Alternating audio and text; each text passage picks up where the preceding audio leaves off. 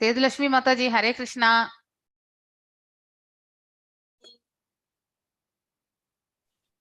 ஹரே கிருஷ்ணா மாதாஜி. மாதாஜி எப்படி இருக்காங்க? என்ன பேரனா பேத்தியா? பேத்தி பிறந்திருக்கிறா. கிரேட். நல்லா இருக்காங்கல்ல? தாயும் சேயும் நல்லா இருக்காங்கல்ல? ஓகே, டேக் கேர் மாதாஜி, டேக் கேர். மாதாஜி. தேங்க்யூ. அழுதுகிட்டு இருக்கா, அதான் மியூட் பண்ணி வச்சிருந்தேன். No problem. Take care. நீங்க மியூட்லயே கேளுங்க. No issues.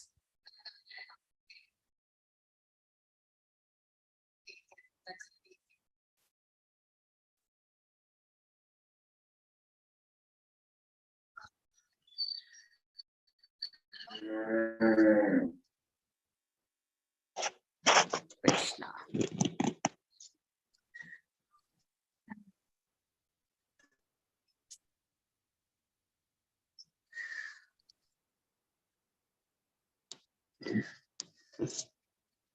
ஓகே, நம்ம இப்ப பிரேயர்ஸோட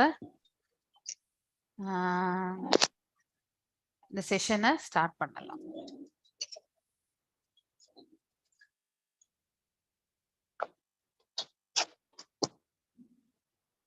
நமோ ஹரே கிருஷ்ணா மாதாஜி, ஹரே கிருஷ்ணா. ஓம் நமோ பகவதே வாசுதேவாய. ஓம் நமோ பகவதே வாசுதேவாய. ஓம் நமோ பகவதே வாசுதேவாய. ஓம் அஜ்ஞானதிமிராந்தஸ்ய ஞானாஞ்சனய ஷலாக்கய சக்ஷுருன்மிலிதம் யேன தஸ்மை ஸ்ரீ குரவே நமः.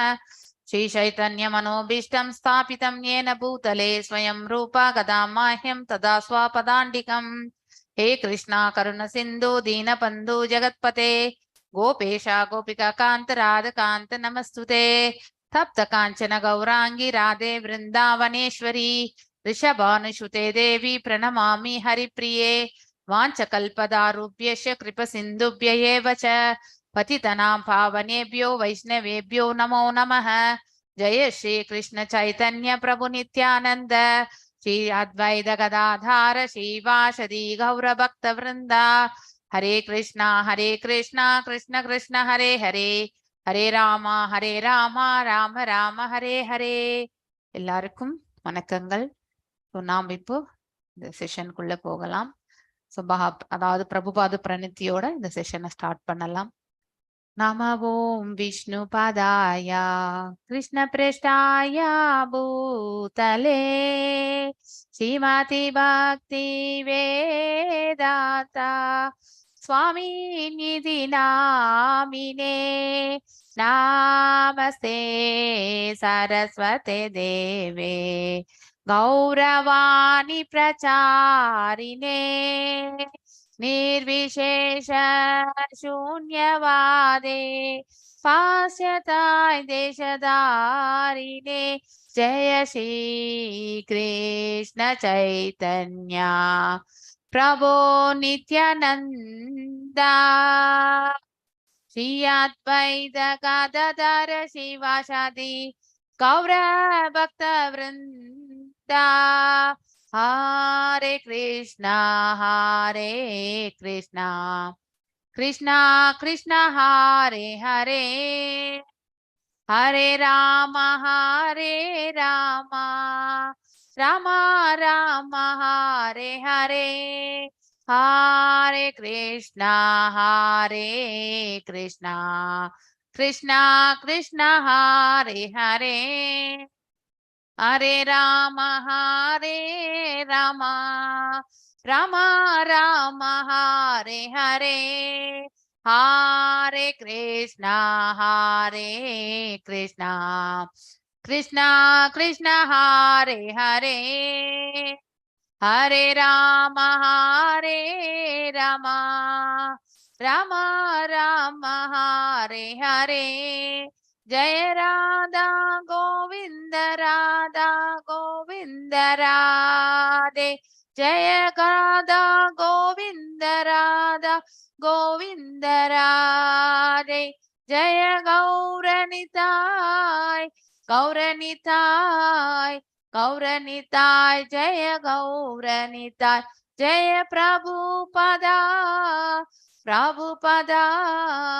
Prabhupada Jaya Prabhupada Nitya Gaura Hari Bol Hari Bol Hari Bol Nitya Gaura Hari Bol Hari Bol Hari Bol.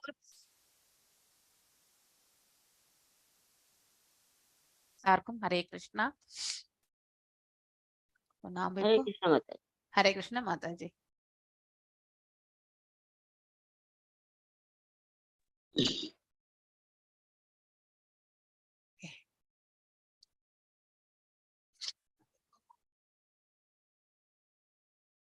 பதிமூணாவது ஸ்லோகத்துல இருந்து பார்க்கணும் இல்லையா நம்ம இன்னைக்கு.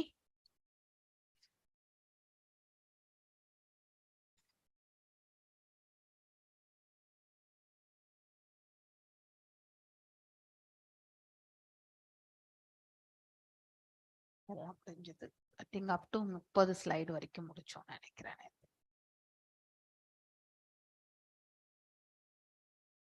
நீங்க எல்லாருமே அந்த பர்பட்டை டீடைல்டு பர்பட்டை வந்து வாசிக்கணும். ஓகே, ஸோ பேரலெல்லாம் நீங்க வாசிச்சுட்டே வந்தீங்கன்னாக்கா இது சொல்ல சொல்ல உங்களால வந்து நல்லா புரிஞ்சுக்க முடியும். ஸோ இன்னும் டெப்தா நீங்க அனலைஸ் பண்ணிக்கலாம்.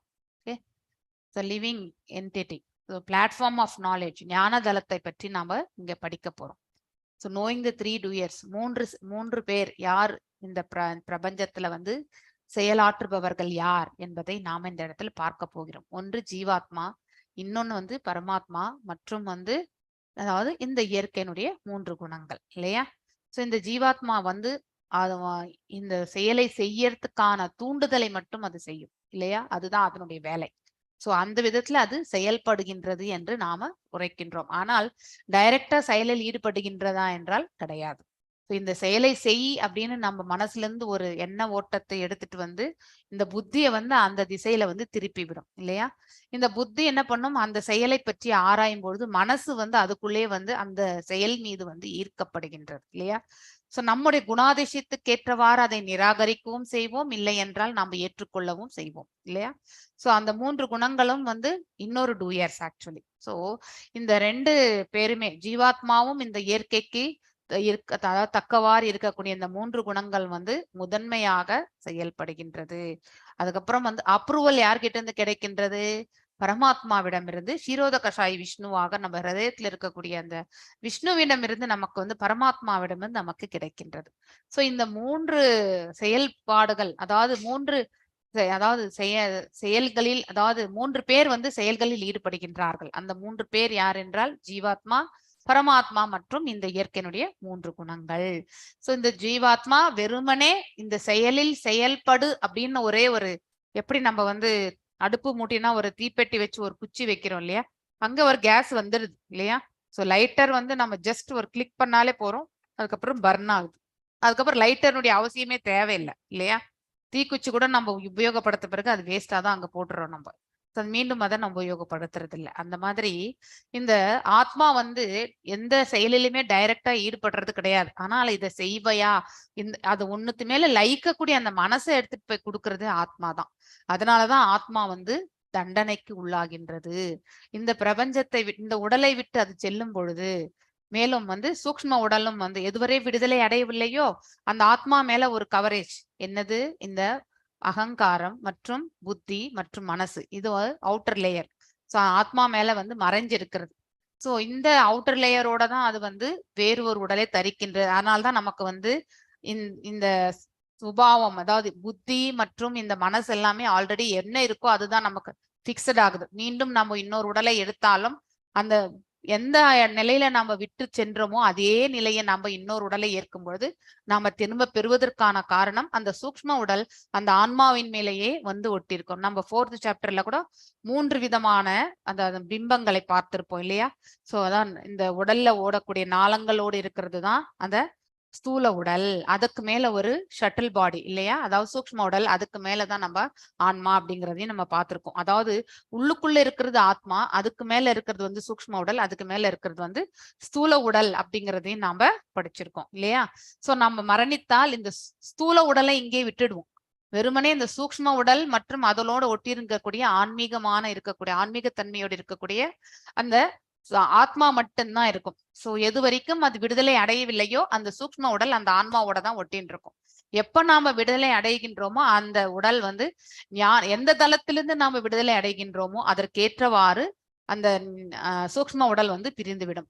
ஞானம் இந்த மாதிரி நிலையில் இருப்பவர்கள் வந்து பிரம்ம ஜோதியில் கலக்கணும்னு நினைக்கக்கூடிய அந்த தோன்றாத அருவத்தை வந்து அதன் மீது அதுதான் பகவானுடைய அதாவது இயற்கை அப்படின்னு நினைக்கிறோம். அவருடைய ஆற்றல் தான் வந்து அந்த ரூபத்தில் தான் நாம் இங்கே காண்கின்றோம் அப்படின்னு நினைக்கிறவங்க வந்து அந்த சூக்ஷ்ம உடலோட வந்து அதாவது பிரம்மலோகம் வரைக்குமே செல்வார்கள். சோ இது பாகவதத்துல ரொம்ப அற்புதமாக விளக்கப்பட்டிருக்கின்றது.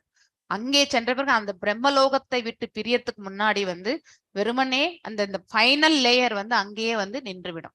சோ வெறுமனே ஆத்மா மட்டும்தான் இந்த மகத்தத்துவத்தை கடந்து விரஜாரி வரை அதாவது காரணக்கடலை கடந்து பிரம்ம ஜோதிர்ல போய் இணைந்துவிடும். ஆனால் பக்தர்கள் டைரக்டாவே இந்த ஆத்மா மட்டும்தான் வந்து வைகுண்டம் கோலோகத்திற்கு வந்து, ஏனென்றால் விஷ்ணு தூதர்கள் வந்து அழைத்து செல்வார்கள். சோ இதை நாம புரிந்து கொள்ளணும். சோ ஒவ்வொருத்தருடைய நிலை என் நிலையிலிருந்து சென்றாலும் பகவான் ஏற்றுக்கொள்கின்றார். அவர்கள் விருப்பப்பட்ட அந்த முக்தியையும் அவர் அளிக்கின்றார் இல்லையா? 5 விதமான முக்திகளை பற்றி நம்ம படிக்கத்தான் போறோம். மீண்டும் வந்து அதாவது சாரூப்ய, சாலூக்கிய, சாகுஜ்ய இதெல்லாமே நம்ம நெக்டர் ஆஃப் டிவோஷன்ல இருக்கு. அதை நம்ம படிக்கத்தான் போகின்றோம். ஒரு நிமிஷம்.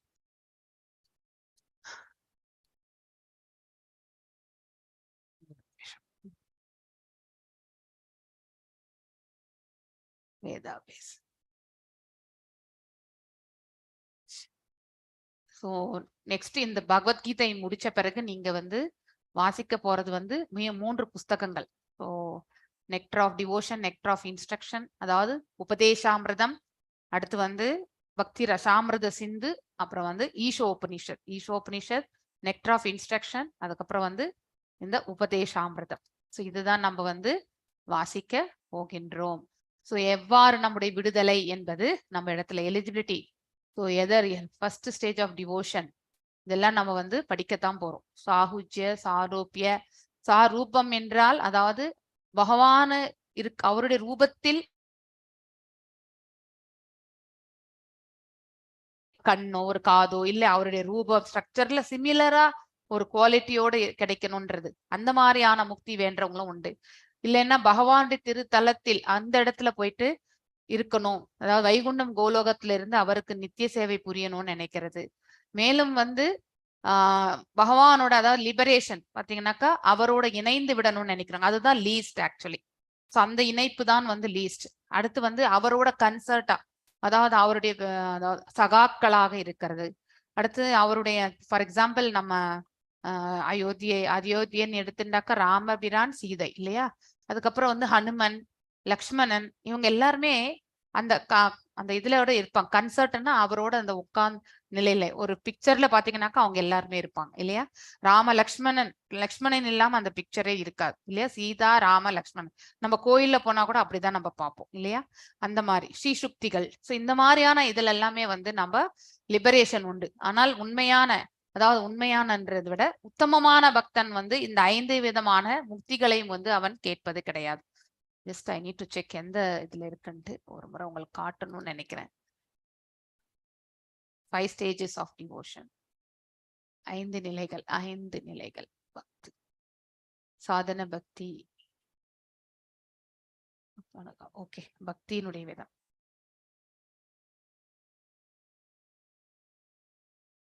அது சமஸ்கிருத வார்த்தை சொல்லணும். நான் சொன்னது எல்லாமே அதுதான். ஆனா அது சமஸ்கிருத வார்த்தையில உங்களுக்கு சொல்லணும்னு நினைச்சேன். எல்லாம் 3 4 தான் எனக்கு ஞாபகம் வருது. ஓகே, இன்னொரு வாட்டி நான் அதை செக் பண்ணிட்டே உங்களுக்கு நான் சொல்றேன். ஓகே, பரமாத்மா இந்த 3ஐ பற்றி நாம இந்த ஜீவா, அதுக்கப்புறம் வந்து இந்த இயற்கை பிரகிருதி, அதுக்கப்புறம் இந்த பரமாத்மா. சோ இவங்களை பத்தி நாம இந்த இடத்துல வாசிக்க போகின்றோம். எஸ், சித்திரலேகா மாதாஜி வாசிங்க 13th ஸ்லோகம். எஸ். हरे कृष्ण माताजी. हरे कृष्ण. सर्व कर्माणि मनसा सन्न्यस्यासे सुगम वसी नवद्वारे पुरे देहि नैव कुर्वन्न कारयन्.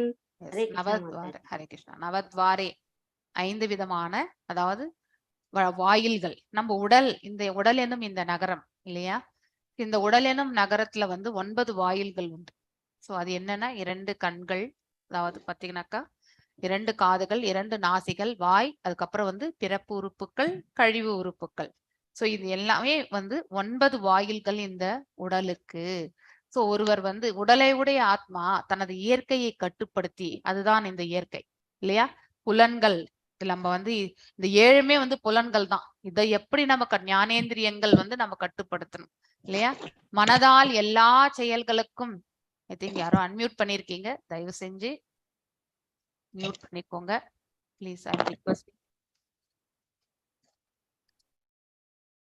சோ தனது இயற்கையை கட்டுப்படுத்தி மனதால் எல்லா செயல்களுக்கு காரணமாகாமலும் 9 கதவுகளை கொண்ட நகரில், அதாவது இன்பமாக வசிக்கின்றான். சோ யார் ஒருவர் தன்னுடைய இந்த எந்திரத்தை வந்து கட்டுக்கோப்பான நிலையில் வச்சுக்கிறாங்களோ, அதாவது அன்னெசரியா வாண்டரிங், அதாவது இந்த இந்த இடத்துலயும் அந்த இடத்துலயும் அலைப்பாய விடக்கூடிய அந்த நிலை இருக்கக்கூடாது.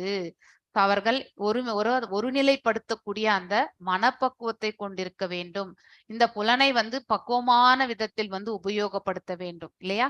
எல்லா செயல்களுக்கு, மனதால் எல்லா செயல்களுக்கு காரணமாகாமலும், ஏனென்றால் மனதுதான் வந்து நமக்கு வந்து மிகச்சிறந்த நண்பனும் எதிரியும் கூட. சோ அவனை போல சிறந்த நண்பனும் இல்லை, அவனை போல அதாவது எதிரியுமே கிடையாது. நமக்கு பக்கத்து வீட்டுக்காரன் எதிரி கிடையாது. நம்ம மனசு பக்கத்து வீட்டுக்காரனை பற்றி என்ன நினைக்கிறோமோ அப்போ அதுக்கேற்றவாறு நம்ம அவனை நண்பனாகவோ விரோதியாகவோ நம்மளால பார்க்க முடியும். சோ இதற்கெல்லாம் காரணம் எது? அதாவது மனதுதான் இல்லையா? சோ மனதால் எல்லா செயல்களுக்கு காரணமாகாமலும் அப்படின்னா டிசிஷன் நாம இந்த மனதளவுல எடுக்க வேண்டாம். சோ ஒருத்தரை வந்து நல்லவராகவும் இல்லை கெட்டவராகவும் மனசு எப்பயுமே டிசைட் பண்ணிட்டே இருக்கும் இல்லையா? சோ இவன் கெட்டவன், அவன் நல்லவன், இந்த சூழ்நிலை வந்து மோசமானது, எப்பவுமே அந்த நெகட்டிவான இதையிலே நம்ம வந்து நினைச்சுட்டே இருப்போம் இல்லையா? சோ அப்ப அந்த மனசு வந்து விரோதி தான் அந்த உயிர் வாழைக்கு. ஏனென்றால் அவனுடைய திங்கிங் எல்லாமே அவனுக்கு அதாவது ஆப்போசிட்டான ஒரு சுச்சுவேஷனை தான் கிடைக்கும். நம்ம எந்த அளவுக்கு பாசிட்டிவா நினைக்கிறோமோ அந்த அளவுக்கு நமக்கு வந்து நன்மையான பலன்கள் வந்து கண்டிப்பாக உண்டு இல்லையா? அதே வந்து நம்ம எப்பவுமே இது ஆகாது அப்டக்கல்ஸாவே நம்ம பேசிட்டு இருந்தோம்னாக்கா வாழ்க்கை முழுவதுமே நமக்கு அப்டக்கல்ஸா தான் இருக்கும். இது அவங்கள தப்புவே சொல்ல முடியாது. ஏனென்றால் அவர்கள் அப்படிப்பட்ட ஒரு குணாதிசயத்தோடு அவர்களுடைய பிறவி என்பது இருக்கின்றது. ஏனென்றால் முந்தைய பிறவியில் அவர் என்ன சூக்ஷ்ம உடலை ஏற்றுக்கொண்டு சென்றாரோ அந்த அந்த இது ஆத்மாவோட இணைந்து வேறு ஒரு உடலை தான் அவர் தரிக்கின்றார் இல்லையா? சோ அந்த சூக்ஷ்ம உடல் வந்து ஆத்மாவோட ஒட்டின் இருக்கிற ஒரு குணாதிசயம், அது நம்ம கண்ணுக்கு புலப்படாது. சோ அதே சுபாவத்தை வந்து மீண்டும் வந்து வேறொரு இடத்தில் வந்து அவர் வந்து பிறவி எடுக்கின்றார், அந்த தாய் தந்தையனுடைய கர்ம பலனுக்கு ஏற்றவாறு இல்லையா? சோ முந்தைய பிறவியில் அந்த தாய் தந்தையர் வந்து நல்ல அதாவது ஏதாவது தீய கர்மங்கள் செய்திருந்தால் இந்த ஜென்மத்துல வந்து பிள்ளைகள் வந்து அதாவது துர்கர்மங்கள்ல இருக்கக்கூடிய பிள்ளைகளை அவர்கள் நல்லவர்களாக இருந்தாலும் வந்து துர்கர்மங்கள் செய்ய வேண்டிய அத்தகைய பிள்ளைகளை அவர்கள் பெறுகிறார்கள். ஃபார் எக்ஸாம்பிள் காந்தாரி ரொம்ப நல்ல டைப் இல்லையா? சோ ஆனால் அவளுக்கு வந்து வாய்த்த அதாவது கணவனும் வந்து பேராசை பொறாமை கொண்ட ஒரு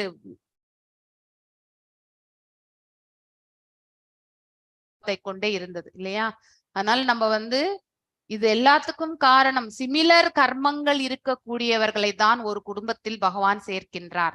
அதை நம்ம புரிஞ்சுக்கணும். அப்போ அந்த அனாலிசிஸ் எப்படி இருக்கணும் இல்லையா? லாஜிக். இப்போ ஒரு ப்ரோக்ராம் வந்து எழுதணும்னா, கம்ப்யூட்டர் ப்ரோக்ராம் எழுதணும்னா எத்தனை வாட்டி நம்ம அதை வந்து ஆஸ் இஃப் எல்ஸ் எல்லாத்தையும் போட்டு எழுதுறோம் நம்ம இல்லையா?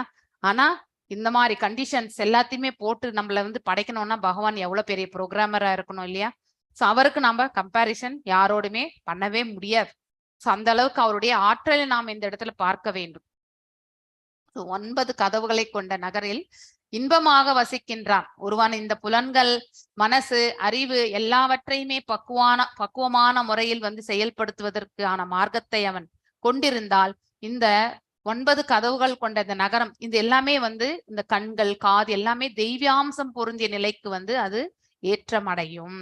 சோ அப்ப அது தெய்வீக அம்சங்களாக மாறும் பொழுது அவன் இங்கே வாழும் பொழுதே அவன் விடுதலை அடைந்த ஆத்மாவாகவும் எதையுமே அவன் வந்து அதாவது நிம்மதியோடும் சந்தோஷத்தோடும் வாழக்கூடிய அந்த பக்குவ நிலையை அடைகின்றான். இன்பமாக இருந்தாலும் துன்பமாக இருந்தாலும் அதை ஏற்றுக்கொள்ளக்கூடிய மனப்பக்குவத்தோடு அவன் வாழ்கின்றான் இல்லையா? சோ எஸ், வாசிங்க மாதாஜி 14th ஸ்லோகம். न कर्तृत्वं न कर्माणि लोकस्य सृजति प्रभुः न कर्मबल संयोगं स्वभावस्तु प्रवर्तते பிரவர்த்ததே प्रवर्तते எஸ். हरे कृष्ण சோ இந்த ஜீவா எங்க இருக்குன்னு சொல்றோம் நம்ம, சிச்சுவேட்டட் இந்த 9 கதவுகளை கொண்ட நகரத்தில் தான் இந்த ஜீவன் வந்து 9 துவாரங்கள் என்று கூட நம்ம சொல்லலாம். சோ நாட் ஒர்க்கிங், இது எல்லாமே வந்து ஞானத்தினால் வந்து பிரகாசப்படுத்த வேண்டும். சோ இந்த வாயில் வரக்கூடிய வார்த்தை வந்து மேன்மையான வார்த்தைகள், தெய்வீகமான வந்து தெய்வீக தன்மையுடைய செயல்களையும் அதை பார்ப்பதற்காகவே நாம் அதை உபயோகப்படுத்தணும். காதுகளும் வந்து அதாவது ஸ்ரவணம் இல்லையா, பகவானை பற்றி கேட்பதற்கும் இல்லையா, அத்தகைய செயல்களில் நாம வந்து காது கொடுத்து கேட்க வேண்டும். அதே மாதிரி பிரசாதத்தை வந்து அதாவது நுகர்ந்து அதை ஸ்மெல் பண்ணும், அதாவது பகவானுக்கு சாத்தின அந்த மலர்களை நம்ம நுகர்வதற்கு இந்த நாசியை வந்து உபயோகப்படுத்த வேண்டும் இல்லையா. இப்படிப்பட்ட மேன்மையான குவாலிட்டிஸ்க்கு வந்து இந்த புலன்களை நாம உபயோகப்படுத்தும் பொழுது இது எல்லாமே வந்து பக்குவமான நிலைக்கு வருகின்றது. So does not create activities, அதாவது not working or cause working to be done. அதாவது பாத்தீங்கன்னாக்கா இந்த மனசுல வந்து ஒரு தாட் ப்ராசஸ் வரும் பொழுது, அதாவது ஒரு ஒரு பொருளை நாம பார்க்கும் பொழுது இந்த புத்தி அதன் மேல செலுத்துகின்றது இல்லையா. இந்த உணர்வு என்பது அந்த அந்த புத்தியை அந்த இடத்துக்கு இழுத்துட்டு போய் விடும். அவ்வளவுதான் இந்த ஜீவாத்மா செய்யறதே, வேற எதுவும் செய்யறது கிடையாது. Is not at all working. வேற எல்லாமே இந்த புலன்கள், மனது, அறிவு எல்லாம் வந்து செயல்படுத்தி விடும் இல்லையா. So does not induce others to act, அதாவது டைரக்டா வந்து புலனை வந்து இயக்குறது கிடையாது இல்லையா. அது ஒன்லி இந்த பாதை மட்டும்தான் அது பாக்குது. ஸோ இதை பார்க்க நம்ம எப்பவுமே வந்து எதையாவது ஒண்ணு பாக்குறோம், கேட்கிறோம், இது எல்லாமே வந்து ஜஸ்ட் செய்துட்டே இருக்கும். ஆனா அது மேல ஈடுபாடு இல்லாம பாக்குறதுக்கான அந்த பக்குவம் வந்து நமக்கு எல்லாருக்குமே கிடையாது. இன்னொன்னு, நம்மளுடைய இன்ட்ரெஸ்ட் எது மேல இருக்கோ அத்தகைய பொருட்களை பார்த்தோடனே நமக்கு ஈர்ப்பு என்பது வரும் இல்லையா. அந்த ஈர்ப்பு என்பது ஏற்படுத்தக்கூடியது ஒன்றுதான் வந்து ஜீவாத்மா செய்யறது. அதை தவிர்த்து அது வேற எந்த செயலுமே செய்யறது இல்லை. ஆனா அந்த ஈர்ப்பினால் என்ன ஆகும்னாக்கா இந்த புத்தி வந்து செயல்பட ஆரம்பித்து விடும். ஸோ இந்த புத்தி என்ன பண்ணும், மனதை வந்து இயக்கும். மனதை வந்து இந்த புலன்கள் எல்லாம் இயக்கப்படும், கர்மேந்திரியங்கள், ஞானேந்திரியங்கள் மற்றும் புலன்களின் செயல்கள் எல்லாம் செயல்படுத்தும். ஆனா அந்த ஜீவாத்மா எதுவுமே டைரக்டா செய்யறதே கிடையாது. So does not create fruits of action. So அது எதுவுமே வந்து பலநோக்கு செயல்கள் செய்யறது கிடையாது.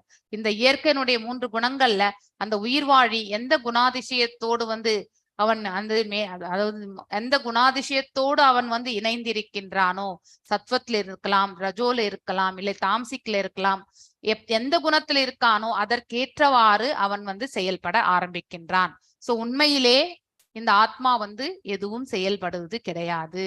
So when one renounces the results, he can live happily. So பலன்களை யார் ஒருவர் துறக்கின்றாரோ அவர் வந்து இந்த பிரபஞ்சத்தில் வந்து நிம்மதியாக வாழ முடியும் இல்லையா. சோ ஜீவா வந்து சிச்சுவேட்டட் இந்த ஹிருதயத்துல வந்து பாத்தீங்கன்னாக்கா 5 விதமான வாயுக்கள்ல வந்து மிதந்துருக்கார் இல்லையா. பிராணா, அபானா, வயானா, உதானா, சமானா. இந்த 5 விதமான வாயுக்கள் இந்த உடல் முழுவதுமே பரவி இருக்கின்ற. ஒரு வாயு வந்து மேல பகுதி, ஒரு வாயு வந்து கீழே, அதாவது இடுப்புக்கு கீழே இருக்கக்கூடிய பகுதி, ஒரு பர்டிகுலர் வாயு வந்து உடல் முழுவதும் பரவி இருக்கின்ற. இந்த மாதிரி அதனால்தான் அத்துணூண்டு ஆத்மா இந்த உடல் முழுவதுமே நமக்கு உணர்வு என்பதை வந்து ஏற்படுத்தி கொடுக்கின்றது. காலில் ஒரு சிறு அடிபட்டாலும் நம்ம வந்து மனசுல எடுத்துட்டு போயிட்டு நம்ம அதை வந்து மெமரியில வச்சுக்கிறோம். ஐயோ நமக்கு காலில் அடிபட்டதே அப்படின்னு அந்த இமீடியட்டா அந்த அதாவது பாத்தீங்கன்னா மெசேஜஸ் வந்து பாஸ் ஆயிடுறது இல்லையா. எலக்ட்ரிக் இம்பல்ஸ் மாதிரி அது வந்து பாஸ் ஆயிடும். ஸோ அந்த மாதிரி இந்த உடலை எப்படி உள்ளுக்குள்ள ஆர்கிடெக்சர் பகவான் எப்படி பண்ணியிருக்காரு பாருங்க. நம்மளால எங்கேயோ ஒரு இடத்துல இதானாலும் நமக்கு இம்பாக்ட் இமீடியட்டா நம்ம மனசு, அறிவு எல்லாமே செயல்பட ஆரம்பிக்கிறது இல்லையா.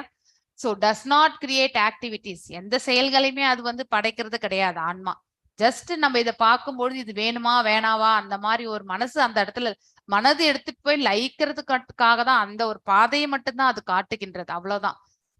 ஆனா அதை வந்து ஊர்ஜிதமா செயல்படுவது இந்த புத்தி, மனசு, இந்த புலன்கள் தான். ஆன்மா எந்த செயலுமே செய்யறது கிடையாது. ஆனா இனிஷியல் ஃபேக்டர் ஆன்மா தான். உடல் என்னும் நகரத்தில் நாயகனான ஆத்மா செயல்களை உண்டாக்குவது கிடையாது. அவன் செயல்களை உண்டாக்குறது கிடையாது. ஆனா அங்க ஒரு செயல் நடந்துட்டு இருந்தா அதனை பார்க்கும் பொழுது, அவன் கேட்கும் பொழுது, பேசும் பொழுது, அந்த சூழ்நிலையில் வந்து புத்தி மனசு புலன்களை அதுல போய் உபயோகப்படுத்துகின்றான். சோ ஜஸ்ட் அந்த சுச்சுவேஷனு கிட்ட வந்து எடுத்துட்டு போகக்கூடிய அந்த மனசை வந்து பாத்தீங்கன்னாக்கா ஆன்மா வந்து செயல்படுகின்றது. சோ பலன்கள் செயல்களின் பலன்களை உண்டாக்குவது கிடையாது. செயல்களின் பலன்களை பற்றி ஆத்மா எதுவுமே நினைக்காது. அவனுடைய இந்த இயற்கையினுடைய 3 குணாதிசயங்களால் வந்து ஒன்று ரஜோவோ இல்ல தாம்சிக்லோ இருந்தாதான் அந்த பலன்களை பற்றி அவன் வந்து யோசிப்பான். இவை எல்லாம் ஜட இயற்கையின் குணங்களால் செயற்படுவையே. சோ அதாவது யார் இந்த இந்த இந்த நிலையை யார் கொண்டு வர்றது? அந்த குணாதிசயத்துக்கு ஏற்றவாறு இது வந்து செயல்பட ஆரம்பிக்கின்றது. எஸ், பதம் 15 வாசிங்க மாதாஜி. நா தத்தே கஸ்யஜித் பாபம் ந சைவ சுக்ருதம் விபுஹு அஞ்ஞானோ நாவ்ருதம் ஞானம் தேன முஹ்யந்தி ஜந்தவ. எஸ், அச்செயலின் ஹரே கிருஷ்ணா, அச்செயலின் பாவ புண்ணியத்தை, அதாவது நாம செய்யக்கூடிய எந்த ஒரு செயலுடைய பாவ புண்ணியத்தையும் பகவான் ஏத்துக்கிறதே கிடையாது. அவரவர்களுடைய பாவ புண்ணியம் அவரவர்களுடைய அக்கௌண்ட் பேலன்ஸ்ல தான் இருக்கும். இருமையில் வந்து அந்த பேலன்ஸ் வந்து உட்கார்ந்திருக்கும். புண்ணியங்களும் அவ்வளவுதான், பாவங்களும் அவர்தான். நாம செயலாற்றக்கூடிய அனைத்து செயல்களுடைய அதாவது பாவங்கள் செய்யாமல் இருக்கணும் மற்றும் புண்ணியங்கள் அனைத்தையும் நாம வந்து பகவானின் திரு பாதங்களில் நாம வந்து அதாவது சமர்ப்பித்து விட்டால் பகவான் அந்த புண்ணியங்களுக்கு ஏற்றவாறு நமக்கு வந்து நல்வழியை அவர் கொடுத்துடுறார். அவ்வளவுதான். அந்த புண்ணியத்திற்கான பலனை அவர் வணங்குகின்றார். ஆனால் நாம தான் வந்து அதை எதிர்பார்க்கறது கிடையாது. மேவும் பாவ செயல் செய்யாமல் இருப்பதற்கான பக்குவ நிலைக்கு நாம செல்கின்றோம் இல்லையா? ஜீவனின் உண்மையான ஞானம் அறியாமையினால் மறைக்கப்பட்டுள்ளது இல்லையா? அதாவது அஜ்ஞானத்தில் வந்து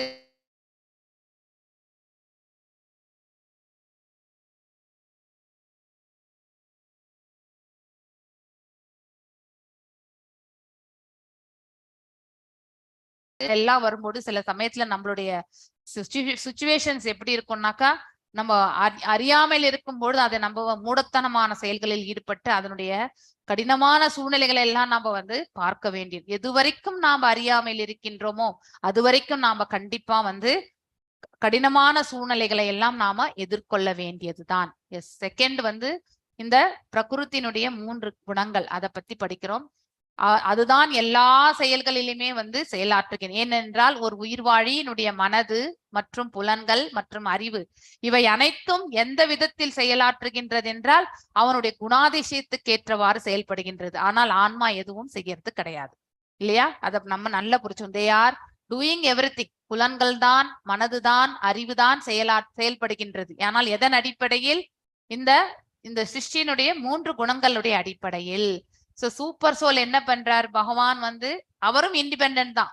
ஓகே, இந்த ஜீவாத்மா இந்த குணத்திற்கு ஏற்றவாறு ஒரு செயலை செயல்படணும்னு நினைக்கிறது இல்லையா? அதனால வந்து கண்டிப்பாக அதற்கு வந்து அப்ரூவல். சோ இந்த குணதிசயத்துக்கு ஏற்றவாறு தான் அவர் செயல்படுகின்றாரா? எஸ், அப்ரூவ்ட் அப்படின்றத வந்து கொடுத்துறாரு. சோ அதுக்கேற்ற மாதிரிதான் நம்முடைய பலன்களையும் நாம வந்து பிறக்கிறோம். அவரும் வந்து எந்த பொறுப்பும் ஏற்றுக்கொள்ள முடியாது. The soul desires, the Lord does not interfere. So ஆசைப்படுதல் ஒன்றுதான் வந்து இந்த அதாவது ஜீவாத்மா வந்து ஒரு தாட் ப்ராசஸ் எடுத்துட்டு வர்றது மட்டும்தான் ஜீவாத்மா. அதை செயலாக்குறது எல்லாமே வந்து இந்த சிருஷ்டினுடைய 3 குணங்கள், இந்த உயிர்வாழினுடைய புலன்கள் அப்படிங்கிறத வந்து நாம புரிந்து கொள்ள வேண்டும். Lord sanctions these desires as a living entity deserves. So அந்த உயிர்வாழி அவனுடைய தகுதிக்கு ஏற்றவாறு இல்லையா, அவன் எதற்காக எலிஜிபிலிட்டி இருக்கானோ அதை வந்து கொடுத்துறார் இல்லையா? சோ ஒரு பாமர மக்கனுக்கு என்ன கொடுக்கணுமோ அதை கொடுக்கிறார். ஒரு நன்று கற்றறிந்த ஒரு பிராமணருக்கு என்ன வழங்கணுமோ அது கொடுக்கிறார். ஒரு சத்திரியனுக்கு என்ன வழங்கணுமோ அதை வழங்குறார். அதனால வர்ணங்கள் மற்றும் ஆசிரமங்களுக்கு அடிப்படையில் அவரவர்களுடைய பலன்களுக்கு ஏற்ற வேற அது கர்ம பலனுக்கு ஏற்றவாறு அவர்கள் அனைத்துமே கிடைக்க பெறுகிறார்கள். Then the modes carry things out. இந்த இயற்கையிலான இந்த 3 குணங்கள் வந்து யார் வந்து எந்த குணத்தில் வந்து மேன்மையாக இருக்கின்றாரோ, ஒருவர் சத்துவகுணத்துல இருக்கலாம், அவருடைய செயல்பாடு இறுதியில வந்து சந்தோஷத்தில் வந்து நிறைவடைய வேண்டும், அப்படிதான் அவங்க பிளான் பண்ணுவாங்க. ரஜோகுணத்துல இருப்பவங்க பேராசை, அவங்களுக்கு எல்லாமே வந்து சேர்ந்துடணும்னு நினைப்பாங்க. சோ அதற்கு வந்து தவறான வழிகளில் கூட அவர்கள் செல்வார்கள். சோ அந்த மாதிரி ஒரு நிலை. அதாவது அறியாமையில் இருப்பவர்கள் செய்த எல்லாமே தவறாக தான் இருக்கும். அது மற்றவர்களுக்கு மட்டும் கிடையாது, அவருக்கும் அது பாதகமாக தான் அமையும். சோ அதனால இந்த குணங்களுக்கேற்றவாறு நாம வந்து செயல்பட ஆரம்பிக்கின்றோம். So modes then the modes carry things out. அதாவது இந்த குணாதிசயங்கள் தான் நம்மள வந்து செயல்படுத்துகின்றது. அழிக்கும் ஞானத்தால் ஒருவன் தெளிவடையும் பொழுது பகல் நேரத்தில் சூரியன் எல்லாவற்றையும் வெளிச்சப்படுத்துவதை போல் அவனது ஞானம் எல்லாவற்றையும் வெளிப்படுத்துகின்றது இல்லையா? அதாவது அழிக்கும் ஞானத்தால், இது ஐ திங்க் ஸ்பெல்லிங் மிஸ்டேக் இருக்கணும் இது. சோ ஒருவன் ஞானத்தால் தெளிவடையும் பொழுது இல்லையா? சோ ஒருவர் வந்து சத்துவகுணத்தில் மேலோங்கி இருக்கும் பொழுது அவர்கள் ஞானத்தின் தரப்பில் வந்து தங்களை அஞ்ஞானத்தை அழிக்கும் ஞானத்தால். ஓகே, அதுதான் ஸ்பெல்லிங். வேர்டு விட்டு போயிருக்கு. ஓகே ஓகே, அஜ்ஞானத்தை அழிக்கும் ஞானத்தால். சோ அதாவது அஜ்ஞானம் என்பது அதுதான் நம்மளுடைய இயல்பே இந்த பிரபஞ்சத்தில் நாம் பிறக்கும் பொழுது இல்லையா? அதை நாம கண்டிப்பாக துறக்க வேண்டும். அஜ்ஞானத்திலிருந்து நம்ம வெளிப்பட வேண்டும். ஞானத்தின் தரப்பில் நம்முடைய செயல்பாடுகளை அமைத்துக் கொள்ள வேண்டும் இல்லையா? சோ ஒருவர் ஞானத்தால் வந்து தெளிவடையும் பொழுது பகல் நேரத்தில் சூரியன் பிரகாசம் இருக்கும்போது நம்ம வீட்டுக்கு வெளிப்புறமா பல்பு போட்டிருந்தா கூட நம்மளால வந்து அந்த பிரகாசத்தை பார்க்க முடியாது. இந்த ஒரு சூரியனே இந்த உலகம், இந்த பிரபஞ்சம் முழுவதுமே பிரகாசத்தை உருவாக்குகின்றான். அவனுடைய பிரகாசத்திற்கு முன் வேற எந்த பிரகாசமும் எடுப்படாது இல்லையா? அதே போல அப்படிப்பட்ட ஞானம் ஹையஸ்ட் லெவல் நம்ம நினைக்கிறோம். அவனது ஞானம் எல்லாவற்றையுமே வெளிப்படுத்துகின்றது இல்லையா? சோ நெக்ஸ்ட் ஆதித்ய வர்ஜனம். இது அதாவது ஆதித்யனுடைய சூரியனுடைய அந்த தேஜஸ் இல்லையா? அவருடைய பிரகாசம். பிரகாஷதி தத் பரம். அதாவது நம்ம சூரியனுடைய பிரகாசம், ஒரு சூரியன் வந்து ஏற்படுத்தக்கூடிய இந்த பிரகாசம் இந்த பிரபஞ்சம் முழுவதுமே பாத்தீங்கன்னாக்கா இருளை வந்து அழித்து விடுகின்றது. அதே இருள் என்பது அஜ்ஞானத்திற்கு சொல்லப்படக்கூடிய வார்த்தை. அதே மாதிரி பிரகாசம் என்பது ஞானத்திற்கு சொல்லக்கூடிய வார்த்தை. இது எந்த இடத்துலயுமே நீங்க வந்து இதை ரிலேட் பண்ணிக்கணும். எங்கெல்லாம் உங்களுக்கு பிரகாசம் பண்றாங்களோ அது வந்து இமீடியட்டா நீங்க வந்து ஞானத்திற்கு கம்பேர் பண்ணிக்கணும். அதே மாதிரி எங்கெல்லாம் வந்து அஜ்ஞானம் என்று சொல்கின்றார்களோ அது இருள்மயத்திற்கு நாம வந்து கம்பேர் பண்ணிக்கணும். ஓகே, சோ நெக்ஸ்ட் ஸ்லோகம் வந்து இருங்க மாதாஜி 13. சோல் வந்து இனிஷியேட்டர். அவர் தான் வந்து இனிஷியேட் பண்ணுவார். எஸ், ஒரு தாட் ப்ராசஸ் மட்டும்தான் அவர் பண்றது. சோல் வேற எதுவுமே செய்யறது கிடையாது. சோ மெட்டீரியல் எல்லா செயல்களையுமே செயல்படுத்துவது இந்த பௌதீக இயற்கையினுடைய 3 குணங்கள். அதற்கு உதவும் எதெல்லாம் அது வந்து செயல்படுத்துகின்றது? மனதை செயல்படுத்துகின்றது, புத்தியை செயல்படுத்துகின்றது, கர்மேந்திரியங்களை செயல்படுத்துகின்றது, ஞானேந்திரியங்களை செயல்படுத்துகின்றது, புலன்களின் செயல்களை செயல்படுத்துகின்றது இல்லையா? இத்தனையுமே வந்து செயல்படுத்துகின்றது. சோ இதற்கு அப்ரூவல் யார்கிட்ட இருந்து? பரமாத்மா கிட்ட இருந்து. சோ இக்னரன்ஸ் பிவில்டர்ஸ், அதாவது அறியாமை என்பது நமக்கு வந்து குழப்பத்தை வந்து என்றைக்குமே உண்டு பண்ணும். ஒரு தெளிவே பிறக்காது. நாதத்தே கஷ்யச்சித் பாபம் நாச்சைவ சுக்ருதம் விபுகு அஜ்ஞான விருத்தம் ஞானம் தேன முஹ்யந்தி ஜன்வதா.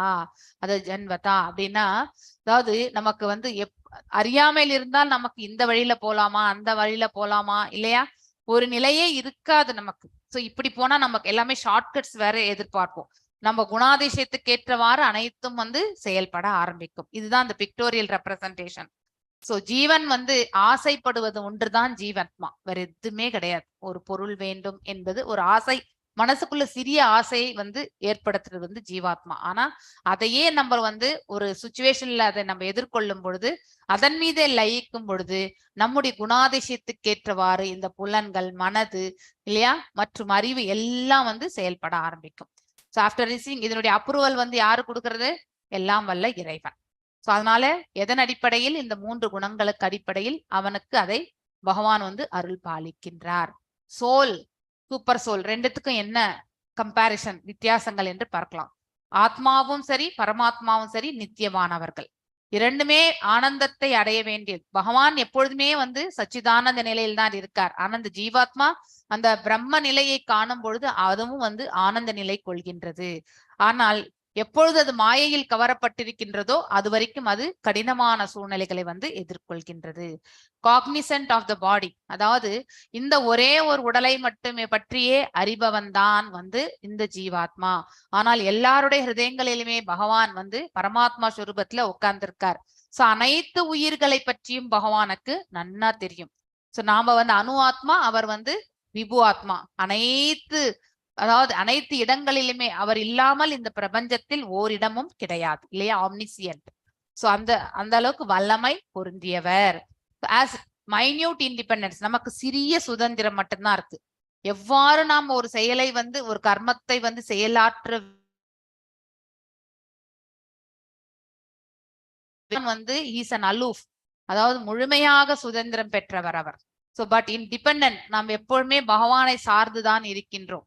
ஸோ இல்லைன்னாலும் நம்ம யாரையாவது ஒருத்தரை சார்ந்துதான் என்னைக்குமே வாழ்ந்துட்டு இருக்கோம் இந்த பிரபஞ்சத்துல, இல்லையா? Always we will be trying to be dependent. நமக்கு யாராவது ரச்சனை பண்ண மாட்டாங்களா, நமக்கு யாராவது சப்போர்ட் பண்ண மாட்டாங்களா, அப்படிப்பட்ட மனதுதான் நமக்கு. நெக்ஸ்ட் 17 26 ஸ்லோகம். அதாவது போக்கஸ், எவ்வாறு மனசை பகவான் மீது நிலை நிறுத்தி நாம விடுதலைக்கான மார்க்கத்தை பற்றி புரிந்து கொள்வது. அதுதான் இந்த 17வது ஸ்லோகத்துல இருந்து 26வது ஸ்லோகம் வரைக்கும் கவர் பண்ணது. One who is in knowledge devotionally fixes. பக்தியில யார் ஒருவர் நிலை கொள்கின்றார்களோ அவர்கள் அது திடமான மனதோட பகவானை ஹிருதயத்துல நிலை நிறுத்தும். And remains materially equipoised. அதாவது மேலும் பௌதீக செயல்களில் அவர்கள் ஈடுபட்டு கொண்டிருப்பார்கள். ஆனால் எவ்வாறு ஈடுபட்டு கொண்டிருப்பார்கள்? பலன்களை எதிர்பார்க்காமல் அனைத்து நிஷ்காம கர்மயோகத்தில் செயல்படுவார்கள். அப்படிப்பட்டவர்கள் சீக்கிரமே விடுதலைக்கான மார்க்கத்தை அடைகிறார்கள். எஸ், 17வது பதம் வாசிங்க மாதாஜி. தத் உத்தய தத் ஆத்மானஸ் தன்னிஷ்டாஸ்தத் பிரணாயனாஹ கச்சந்தத் அபுனர் ஆவ்ருத்திம் ஞான நிர்தூத கல்மஷாஹ. ஹரே கிருஷ்ணா. எப்பொழுது ஒருவனது புத்தி, மனம், நம்பிக்கை, புகலிடம், அதாவது அடைக்கலம் என்பதுதான் இங்கே புகலிடம் என அனைத்தும் பரத்தில் நிலை நிறுத்தப்படுகின்றதோ, நமக்கு இங்கே நித்தியமான புகலிடம் கிடையாது, இல்லையா? டெம்பரவரியா தான் ஒரு வீட்டுல இருக்கிறோம் நம்ம. அதே மாதிரி மனசு, புத்தி, அதுக்கப்புறம் அவனுடைய நம்பிக்கை. முதல்ல நம்பிக்கை தான் முக்கியம். நம்பிக்கையை நம்ம ஸ்ட்ராங்கா எடுத்துட்டு வந்தோம்னாக்கா ஏற்றுக்கொள்ளக்கூடிய தன்மை, அக்செப்டன்ஸ் நமக்கு தானாகவே வளரும். அதுக்கப்புறம் தான் நம்ம சமர்ப்பணத்தை செய்ய முடியும். ஓகே, சோ அதனால ஒருவருடைய மனது, புத்தி, நம்பிக்கை மற்றும் அவனுடைய நிழல் அடைக்கலம், இது எல்லாமே பரத்தில் நிலை நிறுத்தப்படுகின்றதோ, யார் ஒருடைய அந்த மாதிரியான செயல்கள் அனைத்துமே நித்தியமான உலகத்திற்கான அந்த செயல்பாடுகளை அவர்கள் அமைத்துக் கொள்கிறார்களோ, அப்பொழுது பூரண ஞானத்தினால், அதாவது பூரணம் என்றால் அப்சல்யூட், இல்லையா? அப்சல்யூட் நாலேஜ், அது யாரை பற்றி? எல்லாம் வல்ல இறைவனை பற்றி. அவன் தனது கலங்கங்களிலிருந்து முற்றும் தூய்மை அடைந்து விடுதலை பாதையில் நேராக முன்னேறுகின்றான். சோ ஒருவர் இந்த நிலை கொள்ளும் பொழுது அவர்களுக்கு இந்த பிரபஞ்சத்தில் முக்தி என்பது கிடைக்க பெறுகிறார்கள். எஸ், 18வது ஸ்லோகம். வித்யா வினய சம்பன்னே பிரம்மணே கவிஹஸ்தினி சுனி சைவஸ்வாகே ச பண்டிதா சமதர்ஷினஹ. எஸ், அதாவது ஒரு வித்யா வினய சம்பன்னே, அதாவது நல்ல கற்றறிந்த ஒரு மனிதர், இல்லையா? அவருடைய அதாவது அனைவரையுமே சமநோக்கோடு பார்க்கக்கூடிய ஒரு மனப்பக்குவம். அவர் எப்படி செயல்படுவார்னா, பிராமணே கவி ஹஸ்தினி சுனீஷைவ ஸ்வபாகேஷ பண்டிதா சமதர்ஷினக. அதாவது அவருடைய மனநிலை எப்படி இருக்கும், அடுத்தவர்களை நோக்கக்கூடிய விதம் எப்படி இருக்கும் அப்படின்னா, எல்லாருடைய ஹிருதயங்களிலுமே பரமாத்மா இருக்கின்றார், இல்லையா?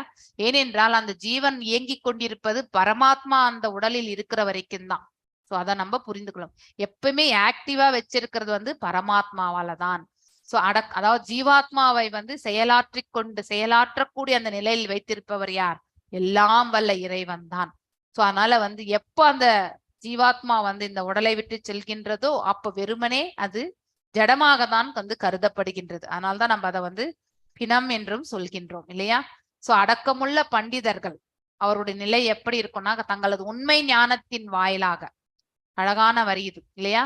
உண்மையான ஞானம், அதாவது பகவத் ஞானம், அதை நாம புரிஞ்சு கொள்ளணும். பகவானை பற்றிய ஞானத்தை நாம புரிந்து கொள்வதின் வாயிலாக கற்றறிந்த தன்னடக்கம் உள்ள பிராமணன், பிராமணன் சரி, பசு, யானை, நாயை தின்பவன் அப்படின்னாக்கா ரொம்பவுமே குவாலிட்டிஸ்ல பேஸ்ட் ஆன் த குணாதிசயத்துல சண்டால தன்மை உடையவர்கள். எக்ஸாம்பிள் ஜகாய் மதாய் நம்ம எடுத்துக்கலாம், இல்லையா? நித்யானந்த பிரபுவை நிறைய வாட்டி அடிச்சிருக்காங்க அவங்க, இல்லையா? சோ ஆனா நம்ம சைத்தன்ய மகாபிரபு அவரை அவ்வளவு சாந்தமான இருப்பவர். தன்னுடைய பக்தர், அதாவது தன்னுடைய டிசைப்பிள் இந்த மாதிரி அடிபடுவதை அவரால் பொறுத்து கொள்ளவே முடியவில்லை. ஜகாய் மதாயை அதாவது கொன்றே விட வேண்டும் என்று கூட நினைத்தார். அப்படிப்பட்ட தன்மை உடையவர்கள் தான் ஜகாய் மதாய். ஆனால் நித்யானந்தம் எனக்கூடிய அந்த குருஸ்தானத்திலிருந்து அவர்கள் இருவருமே வந்து தன்னுடைய பாவ விளைவுகளிலிருந்து வந்து மீண்டு பக்தர்களாகி இறுதியில வந்து பகவானுக்கு சேவை செய்யக்கூடிய அந்த பாக்கியத்தை அவர்கள் பெற்றார்கள். சோ நன்கு கற்றறிந்த தன்னடக்கம் உள்ள பிராமணன், பசு, யானை, நாயை தின்பவன் எல்லாரும் அனைவருமே சமநோக்கில் காண்கின்றான் அவன். ஏனென்றால் அவன் வந்து எல்லாருடைய ஹிருதயங்களிலுமே அவனால வந்து பகவானை வந்து பார்க்க முடியும் இல்லையா? அனைத்து ஜீவன்களும் இயங்கிக் கொண்டிருப்பது எல்லாம் வல்ல இறைவனால் அப்படிங்கிறது வந்து அவனால உணர முடியும். சோ யார் ஒருவர் பக்தியில் வந்து தன்னுடைய மனதை வந்து பகவான் மீது நிலைநிறுத்தி கொள்கிறார்களோ அவருடைய அறிவு, மனது, நம்பிக்கை, இப்பதான் நம்ம படிச்சோம் இல்லையா, மற்றும் அடைக்கலம் எல்லாமே வந்து பகவான் திருப்பாதங்களை நோக்கிதான் இருக்கும். So he is free from the doubts. எல்லா விதமான 3 விதமான செயல்பாடுகளை பற்றி நன்னா தெரியும் இல்லையா? ஜீவாத்மாவுடைய செயல்பாடு தெரியும், பரமாத்மாவுடைய செயல்பாடு தெரியும், மேலும் வந்து இந்த சிருஷ்டியினுடைய 3 குணங்களுடைய செயல்பாடை பற்றியும் அவனுக்கு நன்னா தெரியும். சோ உண்மையிலே வந்து ஆத்மா ஒன்றும் செய்வது கிடையாது, புலன்கள் தான் வந்து செயல்பட்டு கொண்டிருக்கின்றது இந்த குணாதிசயங்கள் அடிப்படையில் என்பது அந்த ஜீவனுக்கு நன்னா புரியும். Super soul is sanctioning authority என்பதை அவர்தான் வந்து அப்ரூவல் கொடுக்கிறது. சீஸ் வித் ஈக்குவல் விஷன் இல்லையா, சமநோக்கோடு காணக்கூடியது. Because he has knowledge. அதை ஏன்னா யாரால வந்து சமநோக்கோட காணக்கூடிய பக்கம் வரும்னாக்கா, நாம் எல்லாருமே பாடிலி ஐடென்டிபிகேஷன்ல இருக்கிற வரைக்கும் நமக்கு ஏற்றத்தாழ்வுகள் தான் இருக்கும். அதனாலதான் டிஸ்கிரிமினேஷன் பண்ணுவோம். நம்ம உடல் ரீதியாக நாம் அடையாளம் காணும் பொழுது கண்டிப்பாக வேறு ஓர் உடலுக்கும் ஓர் உயிர் மற்றும் இன்னொரு உயிருக்கு இடையில வந்து கம்பேரிசன் நாமளே செய்திருவோம் இல்லையா? சோ குட்டையா, நெட்டையா, கருப்பா, அதுக்கப்புறம் வந்து பொன்னிறமா, இந்த மாதிரி எல்லாம் ஜென்ரல் டிஸ்கிரிமினேஷன் நம்ம வந்து செய்திருந்தா இருப்போம். ஆனா எல்லாருடைய ஹிருதயங்களிலுமே ஆத்மா இருக்கின்றார் என்றால் சண்டாளனாக இருக்கவனுடைய அந்த ஹிருதயத்திலுமே பகவான் இருக்கார் இல்லையா? சோ அவர் எந்த இடத்துலயுமே வந்து பேதபாவம் பார்க்கவே இல்லை. சோ அந்த ஜீவனும் இயங்க வேண்டும், அவனுடைய கர்ம பலனை அவன் வந்து அனுபவித்துத்தான் ஆக வேண்டும். அதற்காக அவர் எல்லா ஜீவன்களிலுமே அவர் வாழ்ந்து கொண்டுதான் இருக்கின்றார் இல்லையா? சோ அந்த மாதிரி சமநோக்கு காணக்கூடிய அந்த பக்குவம். சோ அதாவது நான் உடல் அல்ல, நான் ஒரு ஆத்மா அப்படிங்கிறதும் அந்த மெய்ஞானத்தை பற்றி உணர்ந்திருக்கிறது இல்லையா? எக்ஸ் 19, 20, 21 மூணுத்தி வாசிச்சிருங்க மாதாஜி. இஹைவ சதைர்ஜித சர்க்கோஹ ஏஷாம் சாம்யே ஸ்திதம் மனஹ நிர்தோஷம் ஹி சமப்ரம்ம தஸ்மாத் பிரம்மணி தே ஸ்திதாஹ ந பிரஹஸ்ரேத் பிரியம் பிராப்ய நோத்விதேத் பிராப்ய சாப்ரியம் ஸ்திரபுத்திர் அசம்மூடோஹ பிரம்மவித் பிரம்மணி ஸ்திதஹ வாஸ்யஸ் பரேஷ்சேவ் அசக்தாத்மா விந்திய ஆத்மனி யத் சுகம் சப்ரவ யோக யுக்தாமா சுகம் அக்ஷயம் அனுஸ்னுதே. சம்மூடோ அசம்மூடோ யஸ்னுதே. அதாவது சம்மூடோ அசம்மூடோ நம்ம ஆல்ரெடி, அதாவது அசம்மூடோ என்றால் அதாவது கன்ஃபியூஷனா இருக்கக்கூடிய நிலை. சோ அதாவது சிறபுத்தி, அசம்மூடோ. சம்மூடோ என்றால் வந்து குழப்பம், பிவில்டர்ட்னு சொல்லுவோம். அசம்மூடோ மீன்ஸ் குழப்பமற்ற நிலை, மேலும் சிறபுத்தி. ஒருவருக்கு இந்த நிலை எவ்வாறு வருகின்றது என்பதை நம்ம பார்க்கலாம். சோ இஹைவ தைர் ஜித சர்கோ ஏஷாம் சாம்யே திதம் மனஹ நிர்தோஷம் ஹி சமம் பிரம்மஹ தஸ்மாத் பிரம்மணி தே சத்திதாக. அதாவது ஒருமையிலும் சமத்துவத்திலும் மனதை நிலை நிறுத்துபவர்கள் பிறப்பு இறப்பு எனும் நேதுகளை ஏற்கனவே வென்று விட்டுவிட்டனர். பிரம்மனை போன்ற தோஷமற்று இருப்பதால் அவர்கள் ஏற்கனவே பிரம்மனில் நிலை பெற்றவர்கள் ஆகிறார்கள். ஒருமையில் அப்படின்னா சிங்கிள், அதாவது ஒரே ஒரு, அதாவது இருமைகள் தான் நம்ம படிச்சிருக்கோம் இல்லையா? இரட்டை சுபாவம் நமக்கு இருக்கும். ஆனா ஒரே அதாவது மனசை வந்து ஸ்திரமா நினைச்சு இந்த செயல் தான் ரைட் அப்படின்னு எடுத்துட்டு போகக்கூடிய தன்மை இல்லையா? சமத்துவம், அப்படிப்பட்டவர்கள் வந்து டிஸ்கிரிமினேஷன் எதுவும் பண்ண மாட்டாங்க யாரிடத்திலுமே. ஜாதி மதத்தாலோ இல்லை வந்து குலத்தாலோ வந்து ஒருவரை வந்து அவர்கள் கம்பேரிசனே பண்ண மாட்டாங்க. அவர்கள் ஆற்றக்கூடிய காரியங்கள் வந்து அடுத்தவர்களுக்கு நன்மை பயக்கக்கூடியதாக இருந்தால் அவர்கள் எந்நிலையில் இருந்தாலும் அவர்களை ஏற்றுக்கொள்ளக்கூடிய மனப்பக்கம் அவர்களுக்கு உண்டு. ஓகே, சோ மனதை நிலைநிறுத்தியவர்களுக்கு வந்து பிறப்பு இறப்பு நியதிகளை ஏற்கனவே வென்று விடுகின்றனர். அப்படின்னா நமக்கு எல்லா குறைகள் தான் இந்த இடத்துல இல்லையா. சோ நம்ம வந்து இந்த ப்ராப்ளம்ஸோட தான் பிறந்திருக்கோம் நம்ம. சோ அதாவது பிறப்பு என்பது ஒரு ப்ராப்ளம், சங்கடம் தான் நமக்கு. பிறந்த பிறகு மரணம் என்பது ஒரு சங்கடம். ஏன்னா மரணிக்கும் பொழுது எல்லாருக்குமே ஒரு போல மரணம் என்பது ஏற்படாது. நிறைய பேர் கடினமான சூழ்நிலைகளை எதிர்கொண்டுதான் மரணத்தை சீகரிப்பார்கள். சில பேர் வந்து ராத்திரி தூங்கின்னு இருக்கும் பொழுதே அவர்கள் வந்து இந்த பிரபஞ்சத்தை விட்டும் சென்றிருப்பார்கள். சோ அது அவரவர்களுடைய கர்ம பலனுக்கு ஏற்றவாறு அமைய பெறுகின்றனர். சோ பிரம்மனை போன்ற தோஷமற்று இருப்பதால் அவர்கள் ஏற்கனவே பிரம்மனில் நிலை பெற்றவர்கள். அதாவது பிரம்மம் என்றால் அதாவது ஹையஸ்ட் லெவல் இல்லையா, தோஷமற்ற நிலை. அந்த நிலையில் இருக்கும்பொழுது, அதாவது ஞான தளம், கர்மயோக தளத்தில் இருப்பவர்கள், அஷ்டாங்க யோக தளத்தில் இருக்கிறவங்க எல்லாம் இதைத்தான் அடையணும் முயற்சி பண்ணுவாங்க. ஆனா பக்தர்கள் வந்து ஒரு படி மேல் இல்லையா. சோ எவன் ஒருவன் விரும்பியவற்றை அடைவதால் மகிழ்ச்சி மகிழவும், விரும்பாதவற்றை பெறுவதால் துயரம் அடைவதில்லையோ, எவனொருவன் ஸ்திர புத்தியனுடன் மங்காமலும் இறை விஞ்ஞானத்தை அறிந்தவனாகவும் உள்ளானோ அவன் ஏற்கனவே பிரம்மனில் நிலை பெற்றவன் ஆவான். அழகான வரிகள் இல்லையா. சோ விருப்பம் அடைவதை, அதாவது நமக்கு தேவையானது மட்டும்தான் எனக்கு கிடைக்கணும், எனக்கு பிடிச்சது மட்டும்தான் எனக்கு வேணும் அப்படின்னு கிடைச்ச பிறகு அதுல வந்து ரொம்பவுமே வந்து சந்தோஷமான சூழ்நிலை எது வந்து நம்ம வந்து செயலாக்கி காட்டுதல். இல்ல பிடிக்காத ஒன்று நமக்கு கிடைச்சு விட்டால் அதை நம்ம வந்து ஏற்றுக்கொள்ளாத மனப்பக்குவத்தையும் நம்ம வெளிப்படுத்துறது. இது எல்லாமே வந்து நமக்கு பக்குவமடையாத மனிதர்களால் வந்து ஆற்றக்கூடிய காரியங்களாகும் இல்லையா. அதே மாதிரி எவன் ஒருவன் ஸ்திர புத்தியுடனும், ஆனால் மேல சொன்ன அந்த வார்த்தைகளை விட வந்து குவைட் அதாவது ஆப்போசிட் இது. சோ ஆனால் அவர்களுக்கு எந்த நிலை இருந்தாலுமே வந்து நார்மலா இருக்கக்கூடிய அந்த பழகக்கூடிய அந்த தன்மையோடு அவர்கள் செயல்படுவார்கள். அப்படிப்பட்டவர் ஸ்திர புத்தியுடனும் மங்காமலும், அதாவது தன்னுடைய செயல்களில் அவர்கள் இழிவு அடையாமலையும் இறை விஞ்ஞானத்தை அறிந்தவனாகவும் உள்ளான். சோ அதாவது பகவானுடைய கைங்கரியத்தை பற்றி வந்து அறிந்து கொள்வதாகவே அவன் இருக்கின்றான். சோ அப்படிப்பட்டவன் வந்து அவன் ஏற்கனவே பிரம்மனில் நிலை பெற்றவன், அதாவது சுப்ரீம் அப்சல்யூட் பிரம்மன்ல வந்து நிலை கொள்ளும் முழுமையான அந்த பிரம்ம நிலையை வந்து அவன் அடைகின்றான். இத்தகு முக்தி பெற்ற ஆத்மா. சோ இந்த பிரபஞ்சத்தில் வாழும் பொழுதே அவர்கள் வந்து முக்தி பெற்ற ஆத்மாக்களாக வாழ்கின்றனர்.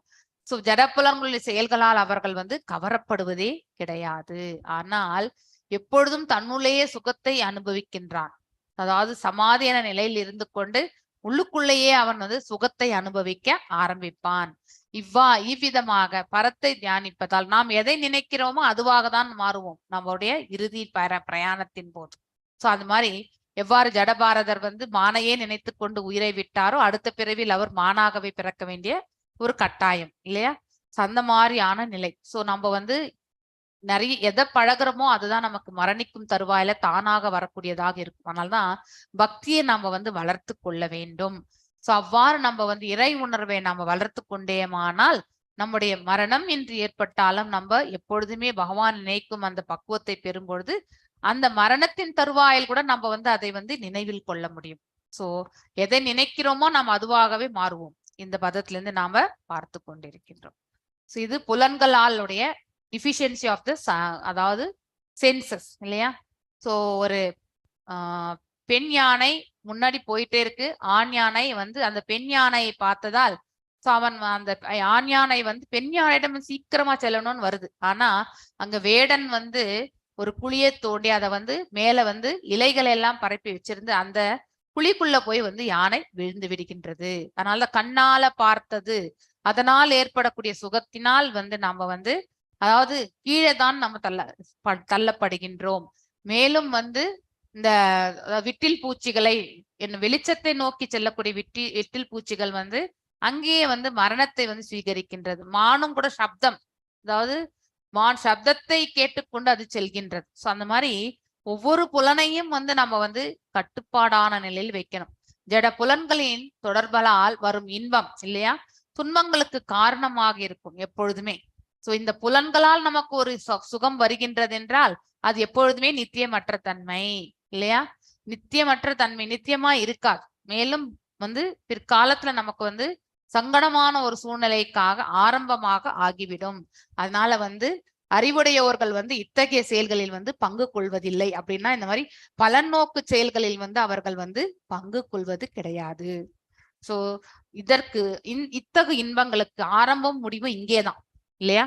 நாம பௌதிக கண்ணோட்டத்துல செயலாற்றக்கூடிய செயல்கள் எல்லாமே இந்த ஜீவன் இந்த கூட்டில் இருக்கிற வரைக்கும் தான் அது ஆக்டிவ். ஒரு முறை இந்த கூட்டை விட்டு அந்த ஜீவன் சென்று விட்டால் அவனுக்கு சொந்தமான அனைத்துமே அவனிடத்தில் கிடையாது. அவனுடைய வாரிசுதார்களுக்கோ இல்லை யாருக்கோ போய் சேர்ந்து விடும் இல்லையா? அதனால்தான் இங்க இருக்கக்கூடிய பௌதிகத்தின் மேல் அப்படிப்பட்ட ஆத்மாக்களுக்கு ஈடுபாடு இருக்காது. சோ இங்க இன்ப துன்பங்கள் எல்லாமே பௌதீக செயல்களுக்குத்தான். அறிவுடையோன் இவற்றில் மகிழ்ச்சி அடைவது கிடையாது என்று சொல்லப்பட்டிருக்கின்றது. எஸ் 23 வாசிங்க மாதாஜி. சகினோதிஹைவஹ தோளும் பிராக் சரீர விமோசனாத் காம குரோதோத்பவம் வேகம் சயுக்தஹ சகீர்நரஹ. எஸ், அதாவது ஒருவர் இந்த பிரபஞ்சத்தை விட்டு செல்வதற்கு முன்னாக, ஏன் நம்ம எப்ப செல்வோம் நமக்கு தெரியாது. ஆனா இருக்கிற காலகட்டத்துக்குள்ள தற்போதைய உடல்நிலை நீக்கும் முன்பு இல்லையா, இப்ப இருக்கக்கூடிய இந்த உடலை விட்டு நீங்குவதற்கு முன்பாக ஜட புலன்களின் உந்துதலை இல்லையா, urge to, அதாவது கண்ட்ரோல் த சென்சஸ் இல்லையா, நம்ம புலன்களை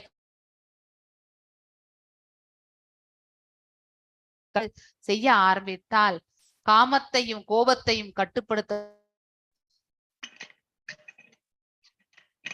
காமம் இது எல்லாவற்றையுமே அவனால கட்டுப்பாடோட இருக்க முடிஞ்சா அவன் நன்கு நிலை பெற்றவனாகின்றான்.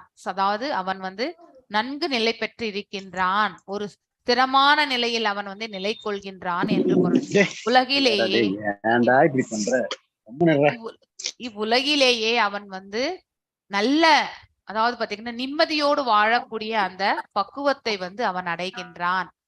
சோ நாம நிம்மதியாக வாழ வேண்டும் என்றால் பேராசையை நம்ம விட்டுவிட வேண்டும், கோபத்தை விட்டுவிட வேண்டும் இல்லையா, காமத்தை விட்டுவிட வேண்டும். காமம் என்றால் வெறுமனே நம்ம, அதாவது ரிலேஷன்ஷிப் கிடையாது, ஆசை, காமமாக நமக்கு ஏற்படக்கூடிய ஆசை இல்லையா, அதை கட்டுப்படுத்த முடியாத ஆசை, இது நம்ம கண்டிப்பாக விட்டுவிட வேண்டும்.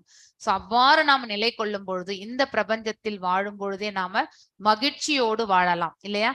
எந்த எதிர்பார்ப்புமற்ற நிலையில் இருக்கும் பொழுது ஆட்டோமேட்டிக்கலி நம்ம நிம்மதியோட வாழ முடியும். சோ 23 ஸ்லோகம் ஷகோனி தேவ யா சோதும் பிராக் ஷரீர விமோக்ஷனாத் காம குரோதோத்பவம் வேகம். வேகம் என்றால் கட்டுப்பாடு இல்லையா. சயுக்த சாயுக்கி சாசுகி நரக. அப்படிப்பட்டவன் யோகத்தின் நிலை பெற்று இங்கேயே அதாவது நம்ம எல்லாம் நர என்றால் மனிதர்கள் இல்லையா, சுகத்தை நம்மளால இந்த இடத்துல யோக நிலையில் நிலை பெற்று நாம சுகத்தை அனுபவிக்க முடியும். அதுக்கு எல்லாமே நமக்கு பொறுத்து கொள்ளக்கூடிய அந்த கட்டுப்பாடோடு இருக்கக்கூடிய இந்த மனப்பக்குவத்தும் நமக்கு தேவை இல்லையா. Before giving up this present body இல்லையா, இந்த உடலை இப்ப தற்போதைய இருக்கக்கூடிய இந்த பௌதீக உடலை விடுவதற்கு முன்பாக, if one is able to tolerate, அதாவது இந்த உடலினுடைய உந்துதல்கள் அனைத்தையுமே அவனால, பௌதீக உந்துதல்கள் இல்லையா, இந்த புலன்களால மனதால அறிவால ஏற்படக்கூடிய இந்த உந்துதல்களை எல்லாம் ஒருவன் பொறுத்து கொள்ள அவன் கற்றுக்கொண்டான் என்றால், and check the force of desire இல்லையா, ஒருவருடைய ஆசையினுடைய வேகம் எந்த தூரத்துக்கு இருக்கு, ஒருவருடைய கோபத்தினுடைய வேகம் எந்த தூரத்துக்கு இருக்கின்றது, இது எல்லாத்தையும் அவனால கண்ட்ரோல் பண்ண முடிஞ்சாக்கா he is well situated, அவன் நிதான புத்தி உடைய தன்மையில நிலை பெற்று விடுகின்றான். அவன் இந்த பிரபஞ்சத்தில் வாழும் பொழுதே, அதாவது நிம்மதியோடு வாழக்கூடிய, சந்தோஷமாக வாழக்கூடிய அந்த வாழ்க்கையை அவன் அடைபெறுகின்றான். சோ 24 26 until when must, எது வரைக்கும் நாம் இந்த புலன்கள் மனது இது எல்லாத்தையுமே கட்டுப்பாடோடு வைக்கணும், நாம் இறக்குற வரைக்குமே, அதாவது இந்த ஏஜெண்டே கிடையாது, எது வரைக்கும் நம்மளால இந்த பிரபஞ்சத்தில் வாழ்வதற்கு பகவான் பிராப்தம் கொடுத்திருக்காரோ அது வரைக்குமே நாம் அனைத்தையுமே கட்டுப்பாடோட செயல்படணும். Where one gets the strength to tolerate the sensual urges, அதாவது நமக்கு எங்க இருந்து நமக்கு பலம் வருகின்றது இல்லையா. இந்த பௌதீக ஆசைகளை எல்லாவற்றையுமே நாம கட்டுப்பாடோட வைக்கிறதுக்கு நமக்கு எங்கிருந்து அதற்கு நமக்கு சக்தி வருகின்றது என்றால், by focusing his happiness activities and goals inward, உள்ளுக்குள்ள ஏற்படக்கூடிய பேரானந்தத்தை பற்றி நாம் நினைக்கும் பொழுது நம் உள்ளுக்குள்ள செயலாற்ற வேண்டிய காரியங்கள் சதா சர்வகாலமும் பகவானை பற்றிய நினைவுகள் நம்ம ஆழ் மனசுல பதிய வச்சுக்கணும் இல்லையா. சோ நம்முடைய இலக்கியம் என்ன, எல்லாம் வல்ல இறைவனை சேர்வதுதான். சோ எந்த முக்தி என்பது அவரவர்களுடைய மனநிலை பொறுத்து. சில பேருக்கு பகவானுடைய வைகுண்டத்தில் சென்று சேவகம் செய்யணும். இங்க என்ன செய்துட்டு இருந்தோமோ அதை தான் நம்ம அங்கேயும் கண்டினியூ பண்ணணும். சில பேருக்கு வந்து பிரம்ம ஜோதியில கலந்து விடணும். சில பேருக்கு வந்து பகவானுக்கு வந்து அதாவது பாத்தீங்கன்னாக்கா அவருடைய சகாக்களாக வாழக்கூடிய இதுல வந்து இருக்கணும். இன்னொன்னு சில பேருக்கு வந்து அவருடைய அதாவது ரூபத்தில் ஒரு ஒரு ஒரு அம்சமாக இருக்கணும்னு நினைப்பாங்க. சோ அந்த மாதிரி ஒவ்வொருத்தருடைய முக்தியினுடைய எதிர்பார்ப்புகள் என்பது வெவ்வேறு நிலைகள். So he engages in purifying his external activities by working for the benefit of others. இல்லையா? அவன் எல்லா விதமான பௌதிக செயல்களில் அவன் ஈடுபட்டு கொண்டிருந்தாலும் அனைவருக்கும் வந்து பாத்தீங்கன்னாக்கா நன்மைகள் வழங்கக்கூடிய செயல்களில் அவன் ஈடுபட்டிருப்பான். அப்படிப்பட்ட செயல்களில் அவன் ஈடுபடும் பொழுது அவன் வந்து தூய்மையும் அடைகின்றான். அப்படிப்பட்டவனுக்கு இந்த பிரபஞ்சத்தில் இருந்து விலகி செல்லும் பொழுது விடுதலைக்கான மார்க்கமும் அவன் கிடைக்க பெறுகின்றான். எஸ் 24, 25, 26 வாசிங்க மாதாஜி. யோன சுகோந்தர் ஆராம ததாந்தர் ஜோதிர்யேவயஹ தயோஹி பிரம்ம நிர்வாணம் பிரம்மபூதோதிகச்சதி லபந்தே பிரம்ம நிர்வாணம் ருஷயः ஷீன கல்மஷாः சின்னத்வைவ யதாத்மனாः சர்வபூதஹிதோ ரதாः காமக்ரோத விமுக்தானம் யதீனாம் யதசேதசாம் அபிதோ பிரம்ம நிர்வாணம் வர்த்ததே விதிதாத்மனாம். ஹரே கிருஷ்ண மாதாஜி. எவன் ஒருவன் தனக்குள்ளே சுகமாக உள்ளானோ, அதாவது சுகம் என்பது நம்ம அறியப்பட வேண்டியது, அதை அடையணும்னு நினைக்க கூடாது இல்லையா? உணர்தல், இட் இஸ் a way. நமக்கு எதை சுகிக்கின்றோம் என்றது நம்ம உணர்வில் இருந்துதான் நம்ம கண்டுபிடிப்போம் இல்லையா? சோ தனக்குள்ளே யார் ஒருவன் சுகிக்க முடிகின்றதோ அப்படின்னா ஆத்ம தத்துவத்தை அவன் வந்து அடைந்திருப்பான் இல்லையா? ஆத்மாவை உணரக்கூடிய நிலையை அவன் பக்குவம் அடைந்திருப்பான். தனக்குள் செயல்பட்டு இன்புறுகின்றானோ, எல்லா செயல்களிலும் அவன் ஈடுபடும் பொழுது அச்செயல்களுடைய அதாவது பேக்ரவுண்ட் இல்லையா, அதை பத்தி அது வெற்றி கொள்ளும் பொழுதும் அது அனைவருக்குமே வந்து நன்மையை விளைவிக்கும் பொழுது அதை எண்ணும் பொழுது அவர்கள் மனசுக்குள்ள வந்து பெருமிதம் கொள்கிறார்கள் இல்லையா? அதனால் அவர்கள் வந்து இன்பமும் அடைகின்றார்கள். தனக்குள் பார்வையை செலுத்துகின்ற நம்ம உள்ளுக்குள்ளேயே நம்ம ரெட்ரோஸ்பெக்ஷன் நம்ம பண்ணணும். அதாவது அடுத்தவர்களுடைய குறைகளை போய் நம்ம அது தவறா அதாவது சரியா என்பதை பார்ப்பதை விட நாம ஆற்றிய காரியங்களில் எது சரி எது தவறு அப்படிங்கிறத வந்து நாம மனசுல அலை போட வேண்டும் இல்லையா? அசை போட்டு அந்த உண்மையை நம்ம வந்து உணரும் பொழுது அவனே உண்மையில் பக்குவமான யோகி ஆகின்றான். அதாவது பேலன்ஸ்டு யோகி இல்லையா? அவன் பரத்தில் முக்தி பெற்று பரத்தையே அடைகின்றான். அவன் இந்த பிரபஞ்சத்தில் இருந்து விடுதலை அடையும் பொழுது பகவானுடைய வைகுண்டம் கோலோகத்தை சென்று அவன் சேருகின்றான். சோ யாரெல்லாம் சந்தேகத்தினால் எழும் இருமைகளுக்கு அப்பாற்பட்டு உள்ளனரோ, சந்தேகம் என்பது மிகப்பெரிய வியாதி. அதுல வந்து அவரும் வந்து நிம்மதியாக இருக்க மாட்டார், அடுத்தவர்களையும் வந்து நிம்மதியாக விட மாட்டாங்க. இதுதான் அந்த சுபாவம். அவங்களுடைய சுபாவத்தினால இந்த உலகத்திலையும் அவங்களால வந்து நிம்மதியாக வாழ முடியாது. எப்பவுமே டவுட் மென்டாலிட்டியோட அலையிறது இல்லையா? சோ அப்படிப்பட்ட இருமைகளுக்கு அப்பாற்பட்டு உள்ளார், சந்தேகமற்ற நிலையில் இருப்பவர்கள் இல்லையா? மனதை உள்நோக்கி ஈடுபடுத்தி உள்ளனரோ, அதாவது ஆழமாக தன்னுணர்வு பாதையில தன்னை ஈடுபடுத்தி கொண்டிருப்பவர்கள் எல்லா பாவங்களிலும் விடுபட்டுள்ளனரோ. சோ இந்த மார்க்கமே நமக்கு கிடைக்கிறது என்றால் கண்டிப்பாக நாம வந்து பாவமற்ற நிலையில் இருந்தால் மட்டும்தான் பகவத்கீதை கேட்கறதுக்கான அந்த பாதை நமக்கு வந்து கிடைக்கும் இல்லையா? சோ பகவானுடைய அருள் வந்து நமக்கு கிடைக்க பெறுகின்றோம். பகவத்கீதை, பாகவதம் இதையெல்லாம் நாம வந்து கேட்கணும், சொல்லணும், புரிந்து கொள்ளணும் அப்படின்ற ஒரு மார்க்கத்தை நாம வந்து ஏற்படுத்தி கொண்டோம் என்றால் நம்ம சிறிய நற்காரியம் செய்திருந்தால் மட்டும்தான் அதை நம்மளால பின்தொடர முடியும் இல்லையா? அப்படிப்பட்டவர்கள் பரத்தில் வந்து முக்தியும் அடைகின்றனர். எல்லாம் வல்ல இறைவனின் திருநாட்டை அவர்கள் சேருகின்றனர். மேலும் யாரெல்லாம் கோபத்தில் இருந்தும், கோபம் ரொம்ப முக்கியமான ஒரு பண்பு இல்லையா? நமக்கு டக்குன்னு நம்ம பேசிடுவோம், நமக்கு எது கிடைக்கலையோ அப்ப வந்து எடுத்து விளாசி வாங்கிடுவோம் நம்ம. அந்த மாதிரி ஒரு சுபாவம் நமக்கு இல்லையா? சோ கோபம் வந்து சட்டுன்னு வரும், அதை நம்ம கண்டிப்பாக பொறுத்து கொள்ள வேண்டும் இல்லையா? எல்லா பௌதிக ஆசைகளிலிருந்தும், அதாவது பேராசை, இன்னொருத்தருடைய பார்த்து பொறாமை கொள்ளுதல், என்வியஸ்னஸ் சொல்லுவாங்க. பொறாமையினுடைய ஹையஸ்ட் லெவல் அது ஆக்சுவலி. அதாவது அதாவது அடுத்தவர்கள் எனக்கு ஒரு கண்ணு போனா கூட அடுத்தவங்களுக்கு 2 கண்ணு போயிடணும், அப்படிப்பட்ட ஒரு இது இல்லையா? சோ நம்மளை விட யாருமே வந்து ஹையஸ்டா இருக்க கூடாது, அவர்களிடத்தில் இருப்பதெல்லாம் நம்ம கிட்ட மட்டும்தான் இருக்கணும், அந்த மாதிரி ஒரு சுபாவம். So example Duryodhana. தன்னுணர்வை தன்னொழுக்கமும் நிறைந்த பக்குவத்தை அடைவதற்காக தொடர்ந்து பயிற்சி முயல்கின்றனர் இல்லையா? தியான பயிற்சிகள், புலன்களை கட்டுப்படுத்துவது, மனசை அடக்குவது, இந்த அஷ்டாங்க யோக பயிற்சிகள் செய்வது, இதுல எல்லாம் வந்து ஈடுபடும் போது அவர் கூடிய விரைவில் பரத்தில் முக்தி அடைவது உறுதி. அவர் பிரம்ம ஜோதியில கலக்கிறாரோ இல்ல வைகுண்டத்துக்கு போறாரோ, அவர் பக்தியில நிறைவடைந்தால் வைகுண்டம் கோலோகத்திற்கு செல்வார்.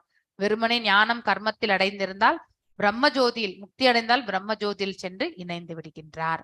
நெக்ஸ்ட் 27, 28 அஷ்டாங்க யோக பயிற்சிகளால நம்ம எப்படி இன்னும் டீட்டெயிலா நம்ம அடுத்த சாப்டர்ல படிக்க தான் போறோம். இதனுடைய கண்டினியூவேஷனா தான் அங்க வரும். எஸ் 27, 28 வாசிங்க மாதாஜி.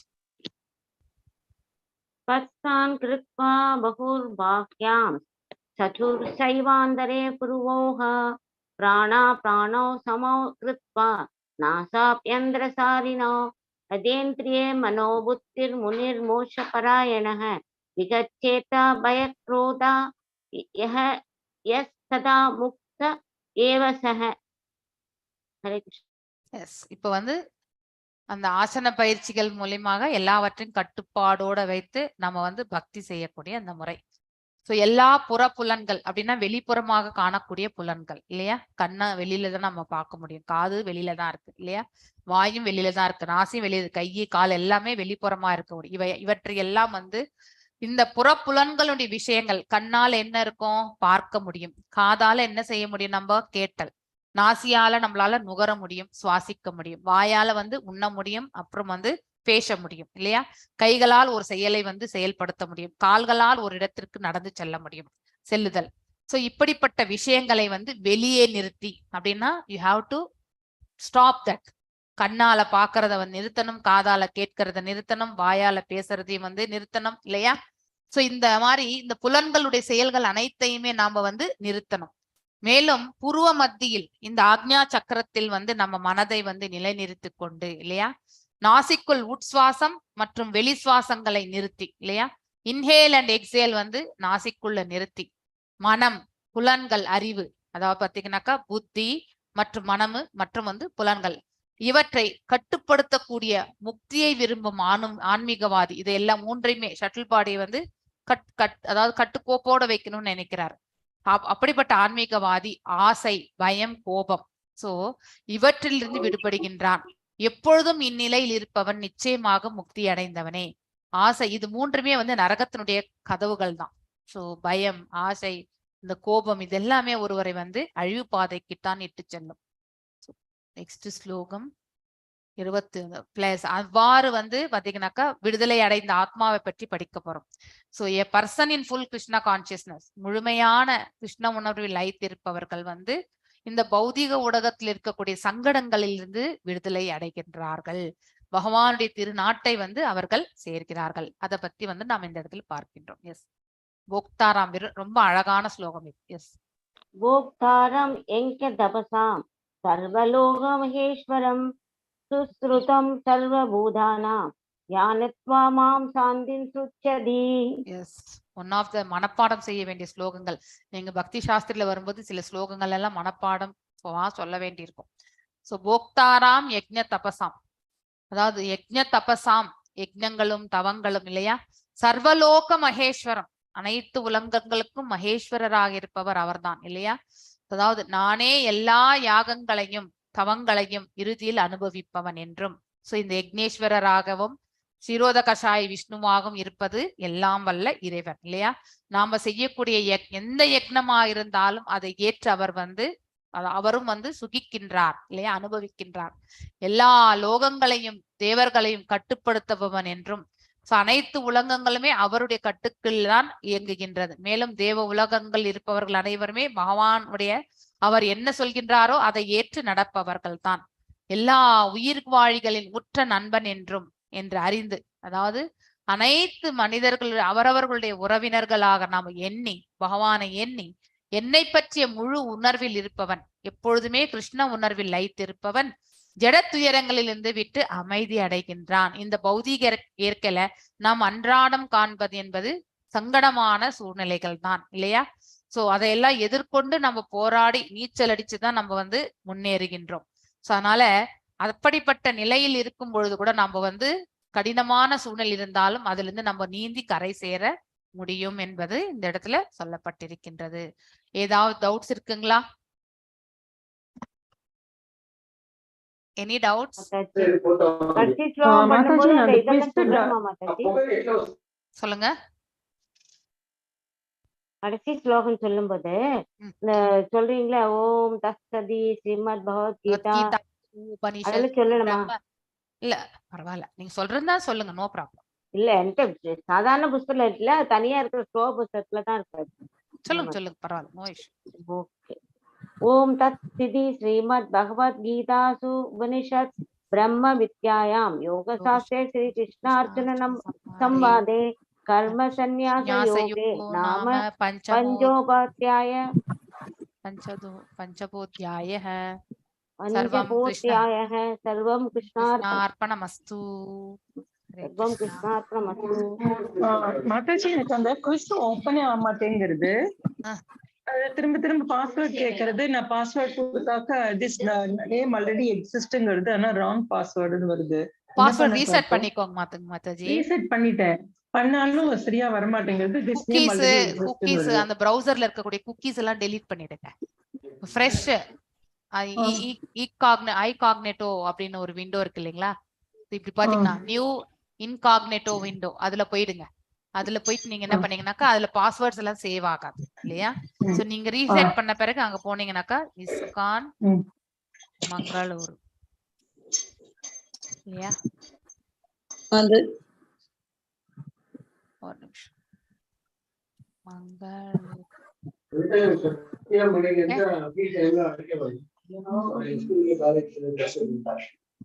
இஸ்கான் மங்களூர் இதுதானே நீங்க வரீங்க? நான் இங்க ஹோம் பேஜ் போறேன் நானு. அங்க இருந்து வரேன் நான். அப்ப உங்களுக்கு அது ஈஸியா இருக்கும். நீங்க ரீசெட் பண்ண பாஸ்வேர்ட் இருந்தா சொல்லுங்க, நான் என்ன பண்றேன். You put in the chat. இல்ல இப்ப எனக்கு வந்து கேவுமான் போட்ட இப்ப இது வந்து ஃபர்ஸ்ட் லெவல்ல என்ன யூஸ் பண்ணீங்களோ அதுன்னு வருது. அதே பண்ணீங்க. இஃப் யூ ஆர் ரீசன்ட்டா இருந்து வந்தவங்களுக்கு அதே கிரெடென்ஷியல்ஸ் நீங்க யூஸ் பண்ணலாம். It will work. So old டிவோட்டீஸா இருந்தா அவங்க வந்து புதுசா பண்ணிக்க வேண்டியது. பகவத்கீதா இன் 18 days அந்த பாஸ்வேர்டா? அந்த பாஸ்வேர்ட் யூஸ் அது போட்டாலும் வரல. ரீசெட் பண்ணிக்கோங்க மாதாஜி. ரீசெட் பண்ணி பார்த்துட்டேன். அதுதான் ரீசெட் பண்ணி நியூ ரெஜிஸ்டர் பண்ணேன். ஹரே கிருஷ்ணா மாதாஜி, அது பாஸ்வேர்ட் நம்மளது இல்ல, அது ஜிமெயிலோட பாஸ்வேர்ட். இல்ல ரீசெட் பண்ண பிறகு நீங்க நியூ ரெஜிஸ்ட்ரேஷன் பண்ண கூடாது. பாஸ்வேர்ட் ரீசெட் பண்ணி மறுபடியும் ஓல்ட் கிரெடென்ஷியல்ல தான் நீங்க போய் பண்ணனும். நியூ ரெஜிஸ்ட்ரேஷன் போட்டேன். நியூ ரெஜிஸ்ட்ரேஷன் போட்டாக்க this name already exists ன்னு வருது. ஆமா, ஏன்னா நீங்க ரீ ரெஜிஸ்ட்ரேஷன் பண்ண முடியாது. so you have to go and log in. for example இதுதான் ஹோம் பேஜ் இல்லையா? இந்த ஹோம் பேஜ்ல வந்து நீங்க 18 days இல்லையா? இதுதான் நீங்க சொல்றீங்க. எஸ் சொல்லுங்க மாதாஜி.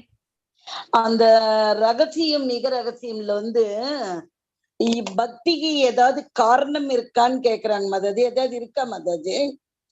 எந்த பக்திக்கு? பொதுவாவே பக்தி என்பதுக்கு காரணம் உண்டா, அதனை விவரிக்கவும் கொடுத்திருக்காங்க கொஸ்டின். அது எந்த சாப்டர்ல நீங்க? ரகசியம் மிக இது கான்ஃபிடென்ஷியல் மிக ரகசியம் பகவத்கீதைல எத்தனாவது சாப்டர் மாதாஜி? பகவத்கீதைல 9th சாப்டர் மாதாஜி. ஓகே, அதுல அந்த கேள்வி கேட்டாங்க. நீங்க 9th சாப்டருக்கு எதுக்கு போனீங்க? இப்ப நீங்க 5வது சாப்டர் தானே படிச்சிட்டு இருக்கீங்க. இல்ல மாதாஜி, நான் ஏற்கனவே இஸ்கான் டெம்பிள் இருந்த மாதாஜி. பெங்களூர் இஸ்கான் டெம்பிள் இருந்தேன். எங்க பாப்பா உங்க குரூப் வாங்கின்னு இருந்தா, அவளுக்கு சௌகரியம் இல்லைன்னு நான் சேர்ந்தேன். அப்புறமா இதுல ஹரே கிருஷ்ணா மாதாஜி, நானும் 9th சாப்டர் வந்து முடிச்சிட்டேன் மாதாஜி. நான் 10th பாயிண்ட் இருக்கேன். இல்ல எனக்கு ஒன்னும் ப்ராப்ளம் வரலையே. ஓகே, உங்களுடைய யார்தனா கிரெடென்ஷியல்ஸ் இருந்தா சொல்லுங்க, நான் இங்க போட்டு நான் வேணா அது உங்களுக்கு சொல்றேன். நான் எனக்கு வந்து Uma K 1065 Uma K 1065 @gmail.com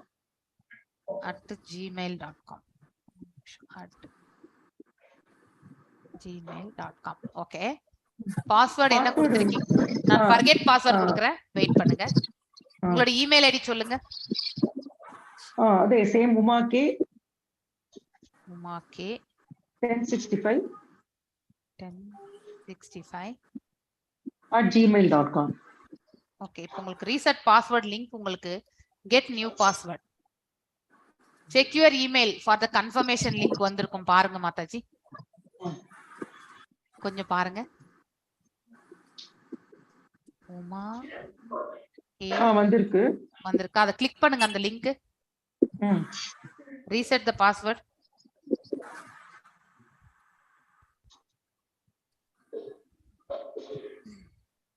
password சொல்லணுமா? ரீசெட் சொல்லணுமா? சொல்லுங்க. நீங்க ரீசெட் பண்ண பிறகு நீங்க என்ன பாஸ்வேர்ட் செட் பண்ணீங்களோ அது சொல்லுங்க. அப்புறம் ஒரு வாட்டி கூட நீங்க மறுபடியும் ஒரு வாட்டி ஃபர்கெட் பாஸ்வேர்ட் பண்ணிக்கோ. No issues. இல்ல, அதனால இது ஒண்ணும் பிரச்சனை இல்ல. ஓகே. டோன்ட் கீப் த உங்களுடைய ஜிமெயில் அக்கவுண்ட் பாஸ்வேர்ட் வைக்காதீங்க. ஜெனரிக் பாஸ்வேர்ட் எதுனா இல்ல அது வேற, இது வேற.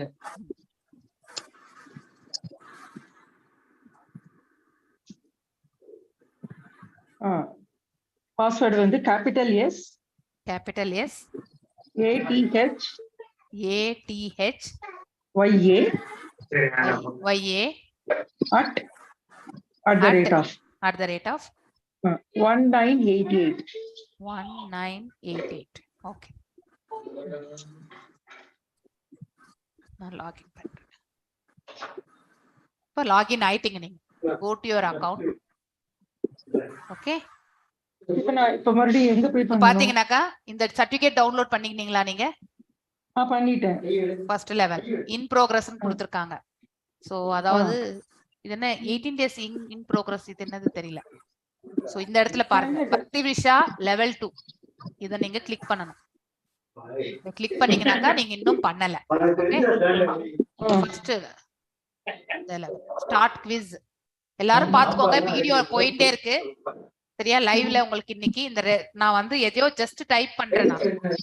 So I am not giving the answer, just I am checking. மாமகா என்ற வேர்ட் எதுக்கு சொல்றார்? என்னுடைய பிள்ளைகள், அவருடைய தம்பி பிள்ளைகளை வந்து வேறுபடுத்தி பார்க்கின்றார் இல்லையா? அத பத்தி சொல்றதுதான். மியூட் பண்ணுங்க தயவு செய்து.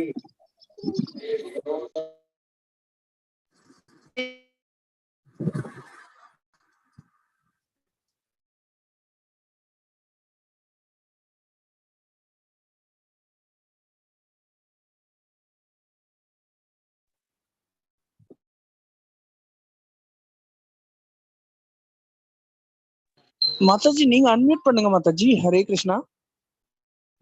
ஓகே. சோ அடுத்த கேள்வி, எதற்கு திருதராஷ்டிரர் வந்து பாத்தீங்கன்னாக்கா பயப்படுகின்றார் என்பதை இந்த இடத்துல அதுக்கான விடை நீங்க கரெக்டா எழுதணும். ஒரு வரி 2 வரி. ஓகே. அப்புறம் செக் பண்ணீங்கன்னாக்கா கீழே பாத்தீங்கன்னா அதுக்கான ஆன்சர் தமிழ்லயும் இருக்கு, இங்கிலீஷ்லயும் இருக்கு. ஜஸ்ட் நீங்க செலக்ட் பண்ணிக்கணும். அதாவது நீங்க கொடுத்த ஆன்சர் இங்க வந்திருக்கக்கூடிய ஆன்சரும் கரெக்டா நீங்க எழுதிருக்கீங்களா அப்படின்னா நீங்க எழுதுனது ரைட்டுன்னு அர்த்தம். இந்த மாதிரி எல்லாத்தையும் முடிச்ச பிறகு ஃபைனலா இந்த 10 கேள்விகள் முடிஞ்ச பிறகு சப்மிட் ஆப்ஷன் வரும். அது முடிஞ்ச பிறகு இந்த இடத்துல வந்து இந்த பிளாக் கலர் ஐக்கான் வந்து பாத்தீங்கன்னாக்கா இந்த எல்லோ கலர் ஐக்கானா மாறி இருக்கும். இந்த எல்லோ கலர் இருக்கிற ஐக்கான் வந்து நீங்க கம்ப்ளீஷன் ஸ்டேட்டஸ பத்தி சொல்லும். இல்லைன்னா இந்த பிளாக்லயே இருந்தாக்கா இன்னும் நீங்க கம்ப்ளீட் பண்ணல அப்படின்னு அர்த்தம். எஸ், மோஸ்ட் கான்ஃபிடென்ஷியல் நாலேஜ் இல்லையா? இந்த மாதாஜி என்ன கேட்டாங்க, அதாவது என்ன சொன்னாங்க? எத்தனாவது கேள்வி மாதாஜி? எத்தனாவது கேள்வி?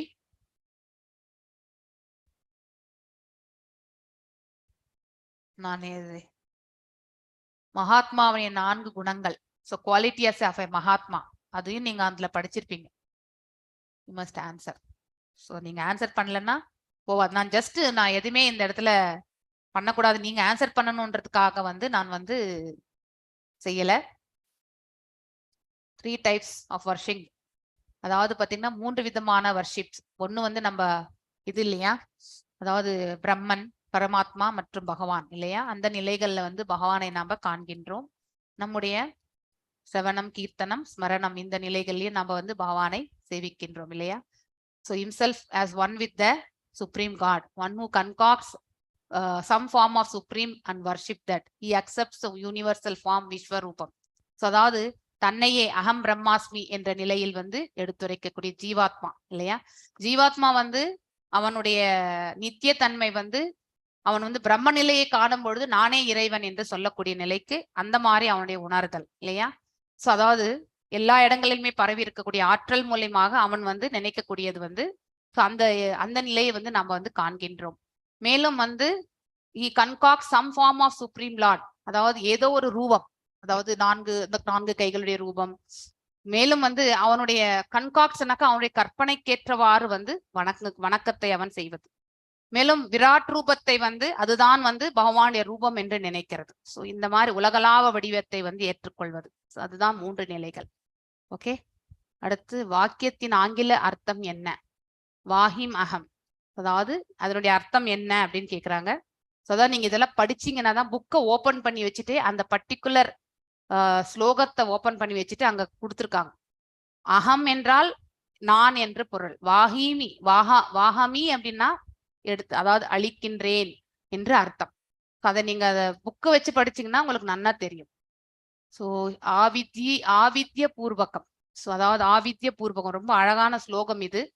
ஆவித்யா, வித்யா என்றால் ஞானம், ஆவித்யா என்றால் வந்து பாத்தீங்கன்னாக்கா அவித்ய பூர்வகம், விதிமுறைகளுக்கு அப்பாற்பட்ட அஜ்ஞானத்தில் இருந்து கொண்டு செயல்பட்டது. ஓகே, ஸோ இந்த இடத்துல English medium of the phases இதெல்லாம் நீங்க அந்த ஸ்லோகம் அந்த புக்கை வச்சுட்டே நீங்க வந்து எழுதணும். படிச்சாதான் உங்களால இதெல்லாம் ரெஃபர் பண்ண முடியும், இல்லை என்றால் கஷ்டம். ஸோ ஒரு வாட்டி நீங்க படிச்சு முடிச்சீங்கன்னாக்கா இப்ப ஃபினிஷ் குவிஸ் மாதாஜி சொன்ன மாதிரி இங்க எந்த கொஸ்டினுமே இல்லை. மாதாஜி, கீதா மாதாஜி, நீங்க சொன்ன கொஸ்டின் வந்து இல்லை. ஓகே, நீங்க எந்த கொஸ்டின் சொன்னீங்கன்னு எனக்கு தெரியல. அதனால நீங்க இதை சப்மிட் பண்றாத வரைக்குமே இந்த ஃபினிஷ் குவிஸ் என்ற ஆப்ஷன் கிளிக் பண்ணாத வரைக்கும் நீங்க எத்தனை வாட்டி வேண்டும் என்றாலும் அதை வந்து எடிட் பண்ண முடியும். ஒரு முறை நீங்க அந்த ஃபினிஷ் குவிஸ் பண்ணிட்டீங்கன்னாக்கா கண்டிப்பா உங்களால எடிட் பண்ண முடியாது. ஓகே, ஸோ அது தவறுகளாக தான் நமக்கு. ஆனா இதுக்கு ஒண்ணு என்னன்னாக்கா பிளஸ் பாயிண்ட், உங்களுக்கு லெவல் 1ல மாதிரி மார்க்ஸ் கிடையாது. உங்களுக்கு இது புரிஞ்சுக்கிறதுக்காக தான் இதை கொடுத்துருக்கிறதே. அப்பதான் நீங்க இதை வச்சு படிப்பீங்க இல்லையா? இந்த சாப்டர் முதல்ல நல்லா வாசிச்சுக்கோங்க. அதுக்கப்புறம் இந்த குவிஸை ஓபன் பண்ணி வச்சுட்டு புக்கை ஓபன் பண்ணி வச்சுட்டு பார்த்து நீங்க ஆன்சர் எழுதலாம். இது என்னன்னா நீங்க உங்களை படிக்க வைக்கிறதுக்காகவே இந்த பயிற்சி, அவ்வளவுதான். இதை ஒரு பயிற்சியாக நினைச்சுட்டு நீங்க இதை செய்யணும். ஸோ உங்களுடைய நாலேஜை வந்து செக் பண்றதுக்கு கிடையாது, இது அசைன்மெண்ட். ஸோ அதனால இது டெஸ்ட் கிடையாது, அசைன்மெண்ட். ஓகே, வேற ஏதாவது டவுட்ஸ் இருக்குங்களா? மாதாஜி ஒரு டவுட் சொல்லுங்க. மாதாஜி, இப்ப ஜீவாத்மா அப்படின்னா மனிதனை வந்து அது குறிக்குதா, இல்ல மனிதனோட மனம் அப்படிங்கிற அந்த பொருளை குறிக்குதா? ஜீவாத்மா என்பது எல்லா உயிர்வாழிகளும் வந்து அதனுடைய உணர்வை குறிக்கின்றது. இது மனிதனும் இதுவும் கிடையாது, மனமும் கிடையாது. ஒரு சில இடங்கள்ல வந்து ஜீவாத்மாவை மனது என்ன அந்த ரெப்ரசன்டேஷன்ல சொல்லியிருப்பாங்க எங்கேயாவது ஒரு இடத்துல. ஆனா வந்து இன் ஜென்ரலா நம்முடைய கான்சியஸ்னஸ் தான் வந்து ஜீவாத்மா. அதை ஆக்டிவா வச்சுட்டு இருக்கிறது எல்லாம் வல்ல இறைவன். இதுதான் நம்ம புரிஞ்சு கொள்ள வேண்டியது. ஓகே, ஓகே மாதாஜி. Yes, thank you. ஏதாவது டவுட் இருக்குங்களா இந்த கோர்சஸ்ல, குவிஸ்ல? இன்னைக்கான கிளாஸ்ல நீங்க பாத்தீங்கன்னாக்கா எப்படி குவிஸ் பண்றதுன்றது கூட நான் இந்த இடத்துல உங்களுக்கு சொல்லிட்டேன். ஸோ புக்கை அழகா ஓபன் பண்ணி வச்சுட்டு முதல்ல எல்லாத்தையும் படிச்சுக்கோங்க.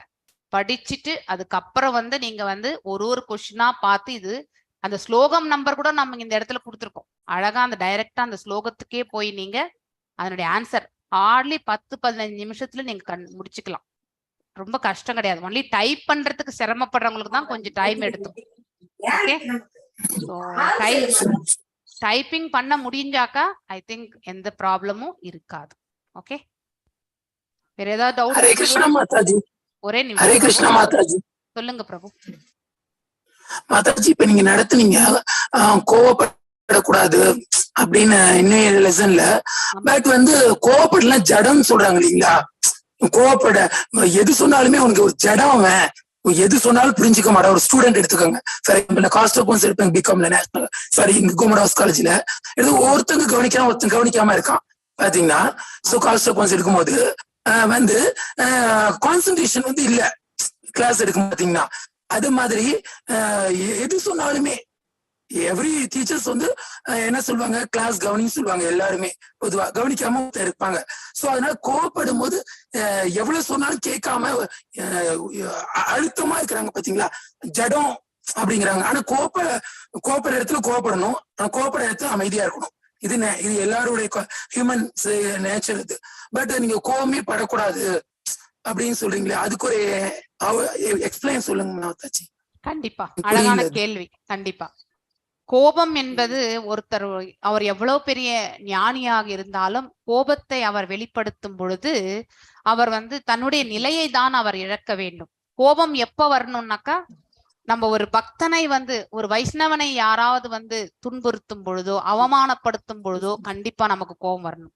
கடவுளை அவமதிக்கும் பொழுதோ அப்ப அந்த நிலையில் தான் நம்ம கோபப்படணும். அந்த கோபம் வந்து நியாயமான கோபம். ஆனா நம்முடைய இந்த பௌதீக செயல்கள்ல வந்து ஏற்படக்கூடிய கோபம் வந்து நம்மளையே வந்து அழித்து விடும். கோபம் வந்து நமக்கு நன்மை தரக்கூடிய ஒன்று கிடையாது. உன்னை ஜடமாகவே இருக்க சொல்லல. கோபம் இல்லைன்னா ஜடம் கிடையாது, உணர்வற்ற நிலை கிடையாது. அதாவது கோமால இருக்கிறவங்க கூட வந்து பாத்தீங்கன்னாக்கா உயிரோடு தான் வாழ்ந்துட்டு இருக்காங்க இல்லையா? படுத்த நிலையில் வந்து எப்பொழுதுமே இருக்கிறவங்க அவங்களுடைய ஆத்மா இயங்கி கொண்டிருக்கின்றது எல்லாம் வல்ல இறைவனால. அவங்க எந்த காலகட்ட வரைக்கும் அந்த ஆத்மா வந்து அந்த உடல்ல வந்து இப்படியே படுத்துட்டு இருக்கணும்ன்றது அவங்களுடைய கர்ம பலனுக்கு ஏற்றவாறு. சோ நீங்க சொல்றீங்க இல்லையா, எவ்வளவு வேண்டும் என்றாலும் மரம் மாதிரி உட்கார்ந்து இருக்கான் அப்படின்னாக்கா அவனுக்கு அஞ்ஞானத்தில் உழண்டு கொண்டிருக்கின்றான் இல்லையா? அதை புரிந்து கொள்ளக்கூடிய பக்குவம் அவனுக்கு இல்லை. அதனாலதான் அவன் அஞ்ஞானத்துல மரக்கட்ட மாதிரி உட்கார்ந்து இருக்கான் இல்லையா? ஆனால் ஞானம் பெரிய வயசுல இருக்கிறவங்களும் இப்படி இருக்காங்க மாதாஜி. நான் பாத்திருக்கேன். நான் ட்ரெயின்ல நேஷனல் ஐயங்கார் காலேஜ் திருச்சியில பாத்தீங்கன்னா யூஜி பிஜி எல்லாம் பாத்தீங்கன்னா எவ்வளவு ட்ரெயின்ல தான் வந்து டே ஸ்காலரா எவ்வளவு பேசஞ்சர் பர்சன் பாத்திருக்கேன். நான் ட்ரெயின்ல திருச்சியில இருந்தா சென்னையில இறங்க போறாங்க, எக்மோரோ இறங்கிட்டு போயிட போறாங்க. இதெல்லாம் இது வந்து எப்படின்னா நீங்க சொல்றீங்க இல்லைங்களா, இது வந்து பௌதிக வாழ்க்கை, தட் இஸ் த பௌதிக வாழ்க்கை, இப்படிதான் நடக்கும்னு.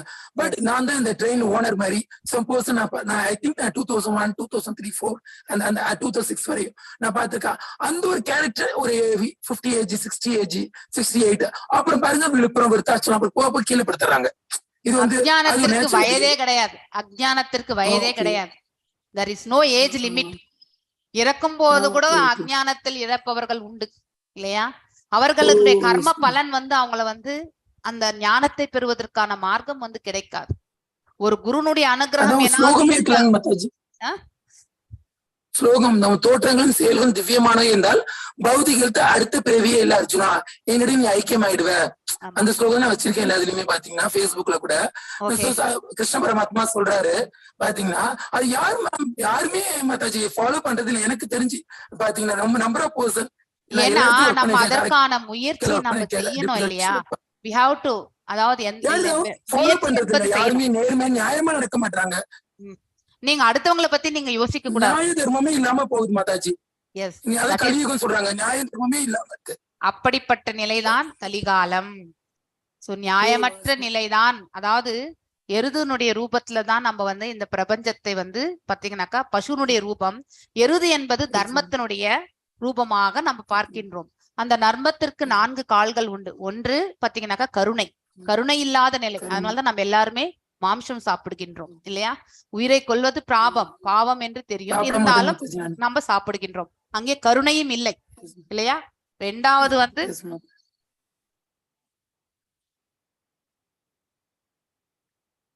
உடல் தூய்மை, இதெல்லாமே நமக்கு இல்லாம அதாவது இல்லிசிட் ரிலேஷன்ஷிப்ஸ் அதுல போயிடுறாங்க. அடுத்து சௌஷம் என்று சொல்வாங்க. சௌஷம் என்பது கிளீன்லினஸ், சாரி அதுதான் தூய்மை. அடுத்து வந்து இது ஆஸ்டாரிட்டிஸ், அதாவது பாத்தீங்கன்னாக்கா தவங்கள். ஸோ மனத்தவம், வாக்கு தவம், அதுக்கப்புறம் இந்த உடல் தவம், இந்த மாதிரியான ஆஸ்டாரிட்டிஸ் நம்ம கண்டிப்பா செய்யணும். இதை வந்து நம்ம ஸ்ரத்தாத்ரய விபாக யோகத்துல 17வது சாப்டர்ல நம்ம இதை பத்தி படிப்போம் அழகா பகவத்கீதையில இல்லையா? சோ அந்த இடத்துல வந்து அழகா சொல்லப்படும் எதெல்லாம் உடல் தவங்கள், எதெல்லாம் வாக்கு தவங்கள், எதெல்லாம் மனசால கூட நாம வந்து அடுத்தவர்களுக்கு தீங்கு நினைக்க கூடாது. அப்படிப்பட்ட ஒரு தூய்மையான உள்ளத்தை நாம பெற வேண்டும் இல்லையா? சோ இந்த 3ம் ஆல்ரெடி இழந்து விட்டோம். நாம எதுவுமே கிடையாது, ஒண்ணு மட்டும்தான் இருக்கு. சில பேர் மட்டும் ஹானஸ்ட புடிச்சுட்டு இருப்பாங்க இல்லையா? அந்த ஹானஸ்டி எனக்கு ஒற்ற காலில தான் நின்று இருக்கு இந்த எருது. சோ தர்மம் எனக்கூடிய அந்த எருது ஒரே காலில் நின்று கொண்டிருக்கின்றது. இந்த பூதாய் வந்து பசுவின் ரூபத்தில் அழுது கொண்டிருக்கின்றாள். ஏனென்றால் அந்த அளவுக்கு நம்ம அதர்மத்தில் வந்து தழை தூங்கி விட்டோம். சோ இந்த பிரபஞ்சமே அப்படிதான் இருக்கு. ஒருத்தரை பத்தி நம்ம, அதனால்தான் யாரையுமே நீ கெட்டவன் இவன் நல்லவன் சொல்லிட்டு you should not judge the people. Judge பண்ணவே வேண்டாம். ஏனென்றால் அவனுடைய கர்மங்களுக்கு நாம பந்தப்பட்டு விடுகின்றோம். அது தேவையே இல்லை. அடுத்தவர்களுடைய தவறுகளை நாம சுட்டி காட்டுறது, அடுத்தவர்கள் வந்து பாவம் இழைத்தார்கள் என்று நாம் அவர்களை சுட்டி காட்டும் பொழுது அவர்கள் இழைத்த பாவத்திற்கு நாம வந்து பந்தப்பட்டிருக்கின்றோம். ஏன் நம்ம நாட்டுல வந்து பொலிட்டிக்கல் பீப்புள்லாம் ரொம்ப செல்வந்தர்களாக இருக்கின்றார்கள் சொல்லுங்க? நம்மள மாதிரி இருக்கக்கூடிய ஆத்மாக்கள் அவனை டெய்லி திட்டுவதால் அவனுடைய பாவத்தின் ஒரு பங்கை நாம் எடுத்துக்கிறோம். இதை நம்ம தெரிஞ்சுக்கிறோம் இல்லையா? அவனுக்கு வந்து நம்ம ஆனால்தான் நம்ம ஆன வரைக்கும் அடுத்தவர்களுக்கு வந்து ஆசிகளை தான் வழங்க வேண்டும். நாம திட்டுவதும் சபிப்பதும் யாரை நாம செய்தாலும் அதில் ஒரு பங்கு நமக்கு வந்து சேரும். அதனால முடிந்தா நம்ம அனைவருக்கும் வாழ்த்துக்கள் சொல்லலாம். அவர்கள் நல்ல நிலையில் நம்மளை துன்புறுத்தும் போது வாழ விட மாட்டாங்க இல்லைங்களா? வாழக்கூடாது, பக்கத்துல ஜெலசி ஜெலசி ஜெலசி ஜெலசி ஒண்ணும் பண்ணவே முடியாது prabhu. You cannot do anything with jealousy until otherwise. அதாவது அந்த உயிர் வாழியே நினைச்சு விட்டால் ஒழிய அவனிடத்தில் இருக்க பொறாமை குணத்திற்கு எந்த ஸ்லோகமும் கிடையாது, மகா மந்திரமும் கிடையாது, எதுவுமே கிடையாது. அந்த உயிர் வாழியே நினைச்சு விட்டா மட்டும்தான் ஆசை கூட நம்ம கட்டுப்படுத்த முடியும் இல்லையா?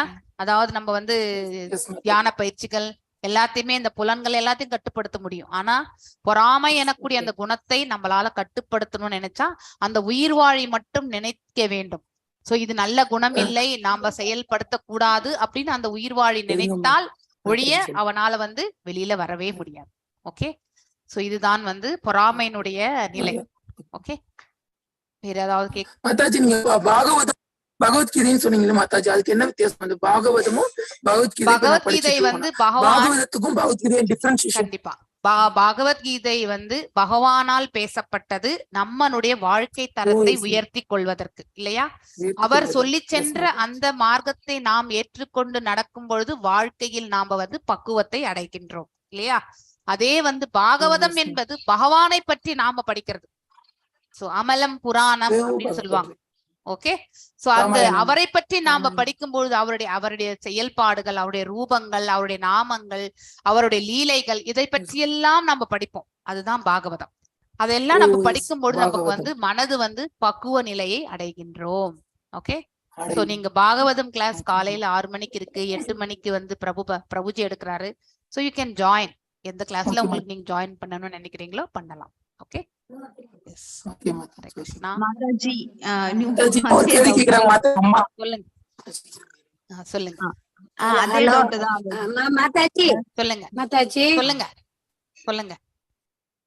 நான் சொல்லவா?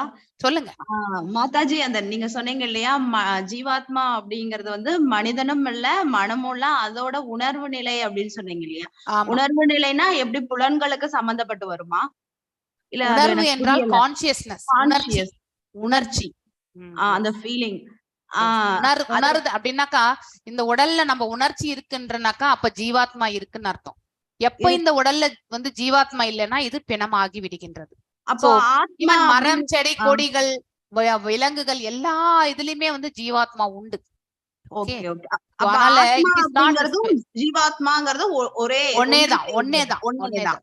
பரமாத்மா அப்படிங்கறது வந்து இந்த ஜீவாத்மாவை இயக்கி கொண்டிருப்பவர், அந்த ஜீவனுக்குள்ள வந்து இயங்கிக் கொண்டிருக்கக்கூடியவர் தான் வந்து பரமாத்மா. அதனாலதான் எல்லா உயிர் வாழிகளிலுமே பரமாத்மா இருக்கின்றார் அப்படிங்கறது வந்து நம்ம புரிந்து கொள்ளணும். வேற யாருக்காவது கொஸ்டின்ஸ் கேளுங்க. கொஸ்டின்ஸ் கேட்டாதான் நீங்க படிக்கிறீங்களா அப்படிங்கறது வந்து எனக்கு புரிய வரும் இல்லையா? சோ நீங்க கொஸ்டின்ஸ் கேட்கணும். கண்டிப்பா கண்டிப்பா சொல்லுங்க. வாய்ஸ் கேட்கல, பிரேக் ஆயிட்டு வருது. செஞ்சு வைக்கிறாங்க வாசப்படி.